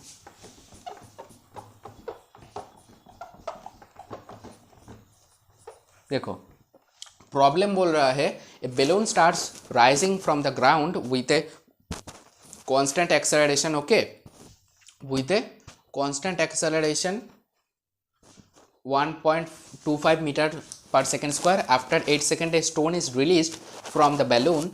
Find the time taken by the stone to reach the ground. यानी कि क्या हुआ, देखो बोल रहा है क्वेश्चन पे, एक बेलून क्या कर रहा है, राइज करना स्टार्ट किया और कितने तक, और एक कांस्टेंट एक्सेलरेशन ऊपर पे जा रहा है, यानी कि balloon 1.25 metre per second square का एक्सेलरेशन से ऊपर पे जा रहा है। और 8 सेकेंड के बाद, सोचो कि ये वाला था ग्राउंड, 8 सेकेंड के बाद बेलून कुछ ऐसा पोजीशन पे आ गया। 8 सेकेंड के बाद बेलून का एक वेलोसिटी होगा, ठीक है, एक एक्सेलरेशन तो भाई हमारा कांस्टेंट है, एक हाइट पे तो भाई पहुंचेगा, ठीक है। तो हमारे पास हाइट और वेलोसिटी हमारे पास अननोन है। अब ध्यान रखना, जब स्टोन जब इस पॉइंट से जब रिलीज करेगा तब क्या होगा, देखो तब तो भाई देखो बेलून का क्या था, वेलोसिटी का डायरेक्शन तो भाई ऊपर था, पर स्टोन क्या करेगा देखो, जब बेलून को इधर पे फेंकेगा, देखो स्टोन का अगर आप मोशन को अगर आप फील करेंगे तब क्या होगा, देखो यहाँ पे क्या हुआ, एक बॉडी था, क्या एक मूविंग बॉडी था, मूविंग बॉडी से एक पार्टिकल को फेंका गया, तो क्या होगा, ऑब्वियसली बस वेलोसिटी पाएगा ना कि एक्सेलरेशन। यानी कि इस पॉइंट पे जब वेलोसिटी सोचो कि v है तो वो वाला वेलोसिटी स्टोन पाएगा, और देन धरती माता जी उनको क्या करेगा, नीचे खींच के लाएगा। अब मज़ेदार बात क्या है, सोचो वेलोसिटी अगर ऊपर पे होगा तब क्या होगा, देखो धरती माता तो भाई जी उधर पे उसको तो भाई खींच रहा है। अगर वेलोसिटी का जो रिजल्टेंट अगर आप सोचोगे कि वेलोसिटी और जी का जो रिजल्टेंट पहले कुछ सेकंड तक सोचो कि पार्टिकल थोड़ा सा ऊपर जाएगा, है ना, थोड़ा सा ऊपर जाकर तो फिर तो भाई नीचे आएगा और ग्राउंड पे आ जाएगा, ठीक है। तो हमको फाइंड आउट करने वाला टाइम करने के लिए बोला है कि find out the time taken by the stone to reach the ground. यानी कि ऊपर पे वेलोसिटी होगा कुछ, नीचे धरती माता जी लगाएगा, और इधर से इधर तक आने के लिए हमारा कितना टाइम लगेगा देखते हैं। देखो पहले तो हमको क्या करना पड़ेगा, इधर से v और h को फाइंड आउट करना पड़ेगा, है ना। तो इसके हिसाब से देखो एक्सेलरेशन हमको 1.25 मीटर पर सेकेंड स्क्वायर दे रखा है, और हमको time t equal to 8 second given है। तो इधर से हम क्या कर सकते हैं, देखो start from rising the ground, okay, जब ग्राउंड से जब जा रहा था तब क्या होगा, u इक्वल टू 0 रहा होगा, तो हमारा s क्या होगा, हाफ इंटू 80 स्क्वायर, यानी कि a रहा हमारा a 1.25 और t स्क्वायर, यानी कि इधर पे क्या होगा, देखो t स्क्वायर का मतलब क्या है 64, 64 से 2 निपट जाएगा तो 32 इंटू 1.25 आ जाएगा, और इधर से 100 इधर पे आ जाएगा, तो इधर से क्या होगा 5/4 आएगा, इधर से 8 आएगा, जो कि हमारा 40 का इक्वल है। यानी कि हमारा जो बेलून जब स्टोन को रिलीज करेगा तब उसका हाइट क्या होगा, 40 मीटर होगा। देखो 40 मीटर है। अब हमको क्या करना पड़ेगा, वेलोसिटी हमको फाइंड आउट करना पड़ेगा। देखो v square equal to u square plus 2as है ना। तो देखो अगर आपको क्या करना पड़ेगा, देखो v square equal to u square plus 2as, अब क्या होगा, u तो भाई 0 है, तब हमको क्या करना पड़ेगा 2 इंटू ए इंटू एस, ए का वैल्यू दे रखा है 1.25 और एस का वैल्यू कितना है, देखो 40, ओके क्लियर है। देखो वी स्क्वायर था, अगर हमको v निकालना पड़ेगा तब क्या करना पड़ेगा, बाहर पे एक रूट लगाना पड़ेगा, तो इधर से क्या होगा, देखो इधर से तो भाई 100 तो भाई इधर पे आ जाएगा, और इधर से अगर इसको मल्टीप्लाई करेंगे तो क्या होगा, देखो 40 इंटू 125 डिवाइडेड बाई 100, तो इधर पे क्या होगा, हमारे पास जो वेलोसिटी आएगा तो वो क्या आएगा, इधर से तो देखो 125 है ना। देखो इधर पे अगर मैं 0 से 0 अगर मैं हटाऊंगा और इधर पे 2 से ये वाला चीज़ अगर निपटाऊंगा तो इधर पे 2/5 होगा, इधर से देखो 5 से क्या होगा 25, यानी कि √50 जिसका वैल्यू क्या होगा 5√2 होगा, है ना। तो 5√2 मीटर पर सेकेंड से हमारा जो वेलोसिटी होगा उसका वैल्यू क्या होगा 5√2, ओके। 5√2 मीटर पर सेकेंड कब होगा, जबकि बेलून जब 40 मीटर हाइट पे जब रहा होगा।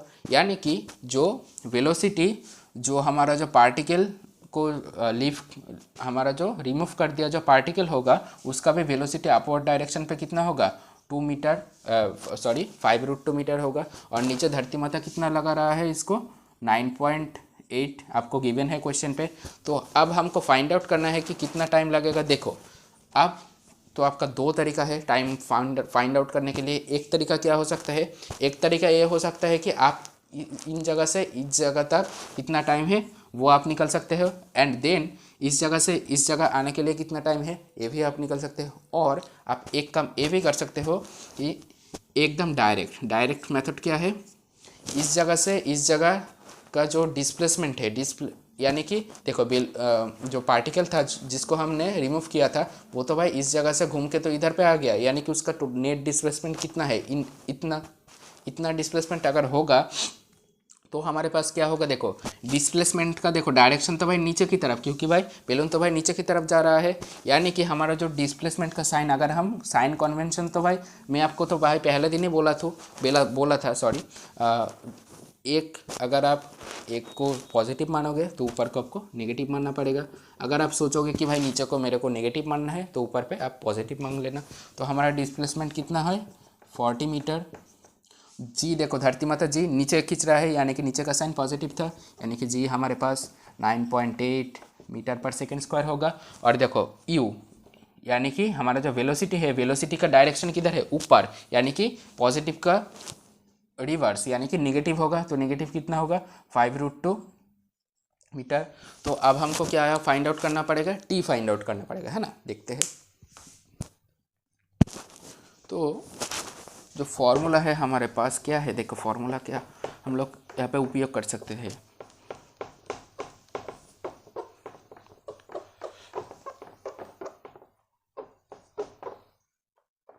देखो एक फार्मूला तो हमारे पास ए है कि v equal to u plus a t, तो उस वाले फार्मूला को क्यों हम उपयोग नहीं कर सकते, क्योंकि जब ग्राउंड पे आएगा तब हम नहीं पता है कि उसका वेलोसिटी क्या है। तो हमारे पास एक ही ऑप्शन बचा है, क्या बचा है कि s equal to u t plus half a t square. हमारे पास यू भी है और टी का एक क्वाड्रेटिक आएगा, उससे हम इसको आसानी से सॉल्व कर लेंगे। देखते हैं। देखो यहाँ पे तो भाई डी था displacement, okay, equal to 40 metre, ठीक है, equal to u t. U का वैल्यू कितना था 5 माइनस का 5√2 और टी आएगा इधर पे और प्लस आएगा हाफ इंटू जी। देखो जी का वैल्यू कितना था, प्लस पे था 9.8 इंटू टी स्क्वायर आएगा, है ना। क्लियर है इतने तक। अब डी का वैल्यू कितना था, देखो डी का वैल्यू था 40, ओके 40 लिख लियो इधर पे, 5√2 T plus 4.9 into T square, है ना।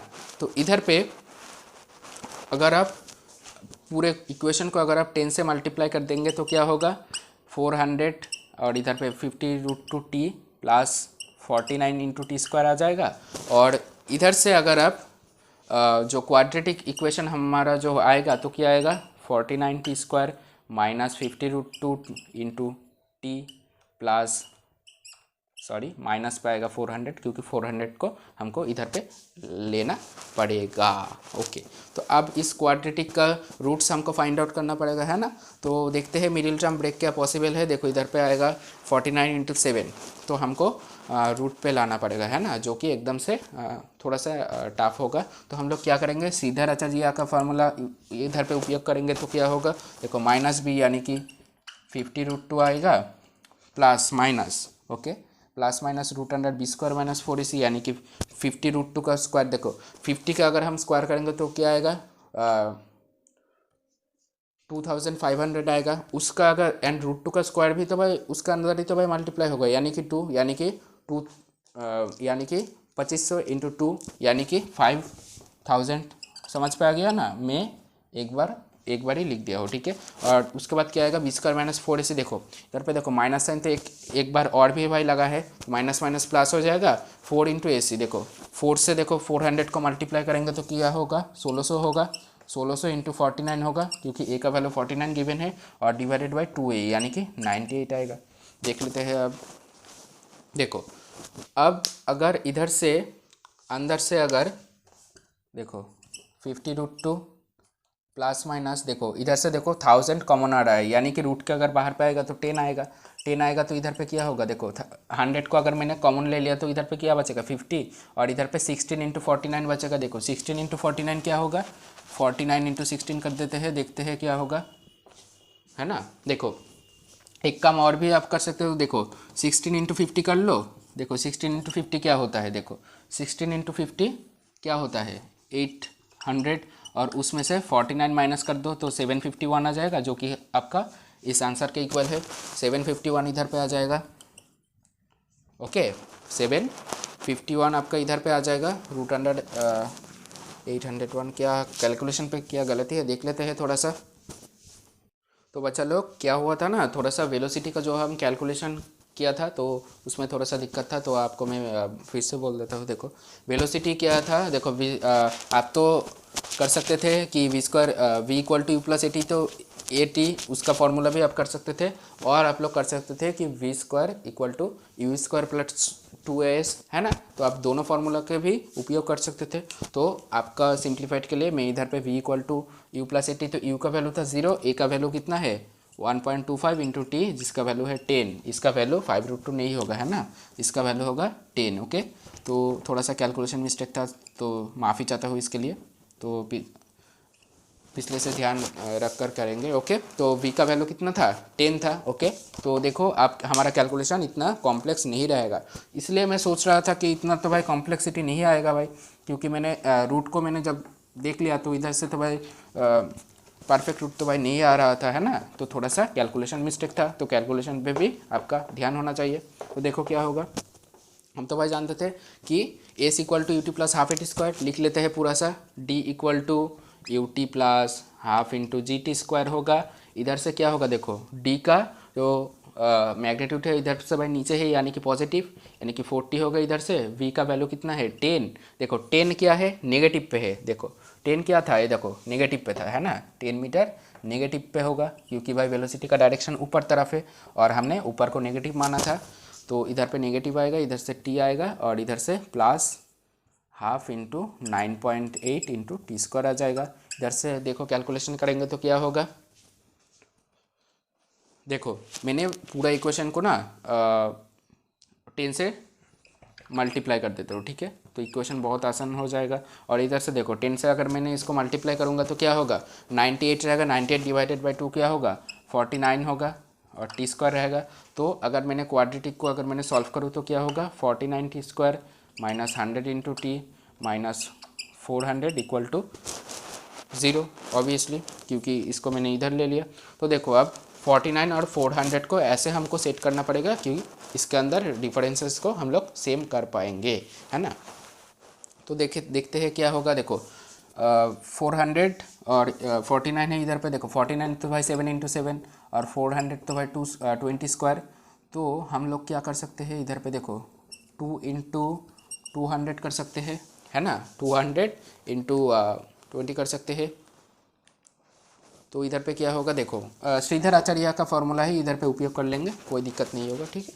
देखो श्रीधर आचार्य का फॉर्मूला क्या है, टी इक्वल टी का जो रूट आएगा, दो रूट आएगा, एक तो होगा प्लस पे, एक होगा माइनस पे, देखो माइनस भी यानी कि 100 होगा, plus minus root under b square minus 4ac यानी कि 100 का स्क्वायर होगा माइनस 4 इंटू ए इंटू सी, देखो 4 इंटू ये, देखो माइनस इधर पे है यानी कि माइनस माइनस प्लस हो जाएगा, 4 इंटू 400 इंटू 49 हो जाएगा, डिवाइडेड बाई 2 इंटू ए का वैल्यू दे रखा है 49 यानी कि 98 आ जाएगा। इधर पे क्या होगा 100 प्लस माइनस रूट अंडर, देखो 100 को अगर मैंने बाहर पे अगर मैं रूट का अंदर से अगर मैं कॉमन लेकर अगर मैं बाहर पे ले जाऊंगा तो क्या होगा 100 बाहर पे आ जाएगा, सॉरी 10 बाहर पे आ जाएगा और 100 अंदर रह जाएगा, और इधर पे क्या होगा 4 इंटू 49 आ जाएगा, ठीक है, क्लियर है।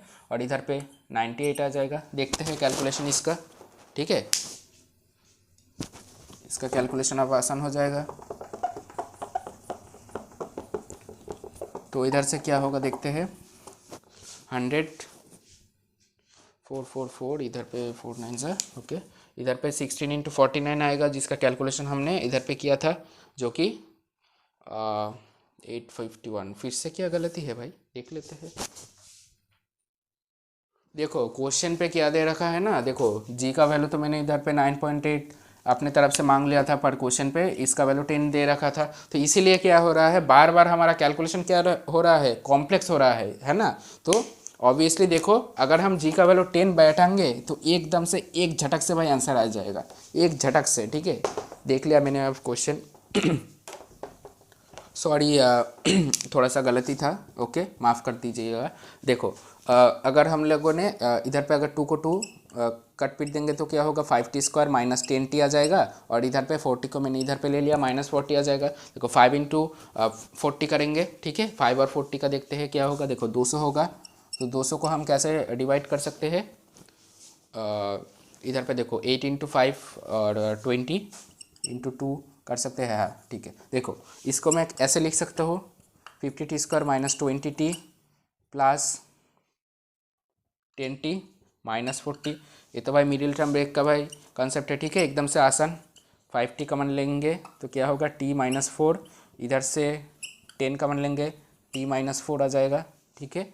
तो इधर से क्या करेंगे t माइनस 4 आ जाएगा, इधर से 5t प्लस 10 आ जाएगा, तो t का वैल्यू आएगा 4 और इधर से t का वैल्यू आएगा -2, ठीक है, जो कि हमारा आंसर नहीं होगा। तो obviously t equal to 4 second हमारा करेक्ट आंसर रहेगा, ठीक है, ओके। देख लेते हैं हमारा आखिरी कॉन्सेप्ट को, वाटर ड्रॉप प्रॉब्लम। देखो वाटर ड्रॉप प्रॉब्लम ना बहुत इंपॉर्टेंट है जेईई मेंस और एडवांस दोनों का पॉइंट ऑफ व्यू से। देखो वाटर ड्रॉप प्रॉब्लम का कंसेप्ट क्या है, देखो आप तो भाई सभी का घर पे तो भाई नल होगा, ठीक है। नल से क्या होगा, जल गिर रहा होगा, ओके, और इधर पे थोड़ा सा इधर पे टैप होगा और इधर पे एक वाल रहा होगा, ठीक है। तो नल से जब जल गिरेगा तब क्या होगा, जब आप नल को थोड़ा सा स्लो करोगे तो क्या होगा, एक ड्रॉप ऐसे निकलेगा, उसके बाद एक ड्रॉप ऐसे जाएगा, ठीक है। मतलब सोचो कि ए वाला ड्रॉप को आप लोग गिरा रहे हो तो क्या होगा, कुछ t=1 जब होगा तब क्या होगा, जो ग्रेविटी के लिए क्या होगा वो नीचे आएगा ऑब्वियसली। तो नीचे आकर सोचो कि t=1 टाइम पे ये वाला चीज़ इधर पे आया, t=2 वाला टाइम पे ये वाला चीज़ इधर आया। अब बोलोगे कि भैया इधर पे और इधर पे जो डिस्प्लेसमेंट है, यानी कि t=1 से लेकर 2 का इंटरवल पे जो डिस्टेंस है और इधर पे जो डिस्टेंस है वो क्यों इतना ज़्यादा कम और ज़्यादा क्यों हुआ, इसका कारण है ग्रेविटी। क्योंकि जब ग्रेविटी उसको खींचेगा, जब t=1 टाइम पे आएगा तब उसको एक वेलोसिटी मिल गया होगा, परंतु जब t=0 था उसको कोई वेलोसिटी नहीं था। तो वेलोसिटी के लिए और उसका एक्सेलरेशन दोनों के लिए ये ज़्यादा डिस्टेंस ट्रैवल करेगा। तब तो आपका क्वेश्चन ऐसा आएगा, देखो क्वेश्चन आपका कैसा आएगा कि सोचो कि टाइम =6 सेकेंड है। आपको मैं एक कंसेप्ट समझा रहा हूँ। टाइम = जब 6 सेकेंड है तब नल से फर्स्ट ड्रॉप जब ग्राउंड को टच कर रहा होगा, सोचो कि फर्स्ट ड्रॉप जब ग्राउंड पे टच कर रहा होगा तब सोचो कि ये वाला सेकेंड ड्रॉप है, इस वाले को सेकेंड ड्रॉप है, ये हमारा फर्स्ट ड्रॉप है, ओके। ये वाला हमारा फर्स्ट ड्रॉप है और ये वाला हमारा थर्ड ड्रॉप है। क्वेश्चन कैसा आएगा, जब टाइम सोचो कि जब t है, ठीक है, जब टोटल टाइम t है तब फर्स्ट ड्रॉप ग्राउंड को टच कर रहा होगा और थर्ड ड्रॉप इधर से रिलीज हो रहा होगा। तो आपका क्वेश्चन कैसा आता है, एक क्वेश्चन तो ऐसा होता है कि तब सेकेंड ड्रॉप का पोजीशन ग्राउंड से कितना डिस्टेंस पे है, एक क्वेश्चन आता है। और कभी कभी बोलते हैं कि सेकेंड ड्रॉप का वेलोसिटी कितना होता है, ये भी बोल सकते हैं। अगर आपका पोजीशन और वेलोसिटी अगर आपको पूछा जाएगा तो आपको अगर नहीं पता होगा कि कितने इंटरवल पे, ध्यान से सुनना, कितने इंटरवल पे एक एक ड्रॉप नल से निकलेगा, ये आपको अगर पता नहीं होगा तो आप तो भाई इस क्वेश्चन को कर नहीं सकते। तो अगर आपको दे रखा होगा कि किसी भी प्रॉब्लम पे टोटल ड्रॉप के, देखो भाई जब थर्ड ड्रॉप आएगा, देखो टोटल कितना ड्रॉप से इस वाले जो कंसेप्ट पे तीनों ड्रॉप का बात यहाँ पे बोल रहा है, तो आपको क्या करना होगा, हमारा जो टोटल टाइम होगा, ध्यान से सुनना, मैं आप इंटरवल का कंसेप्ट आपको समझा रहा हूँ।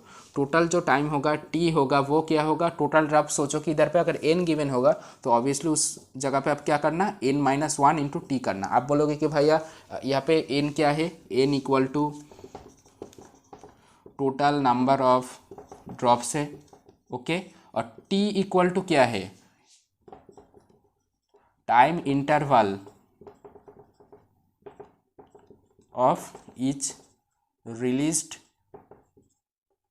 Drop, okay. यानी कि जब हम ईच ड्रॉप को जब हम नल से रिलीज करेंगे तब क्या होगा, तो टाइम इंटरवल आपको दे रखा होगा वो टाइम होगा। यानी कि सोचो कि स्मॉल t का वैल्यू आपको 1 सेकेंड दे रखा है। इसका क्या मतलब है, प्रति 1 सेकेंड अंतर अंतर एक ड्रॉप इस नल से गिरेगा है।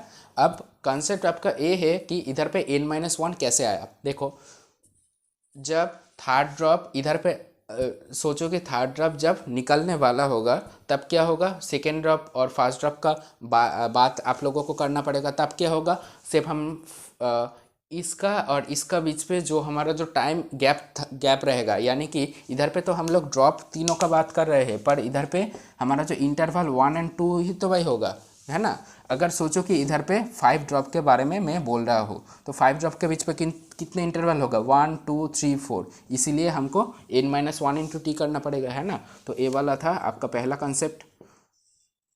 तो क्वेश्चन आपका क्या एराइज करता है कि जब फर्स्ट ड्रॉप ग्राउंड को टच करने वाला है तब उसका वेलोसिटी कितना है और सोचो कि उसका हाइट कितना है। पहला क्वेश्चन h = क्या है, ut + ½ u का वैल्यू कितना है, 0, क्योंकि भाई वो तो भाई नल से रिलीज हो रहा होगा, उसके समय तो उसका कोई वेलोसिटी नहीं होगा, है ना।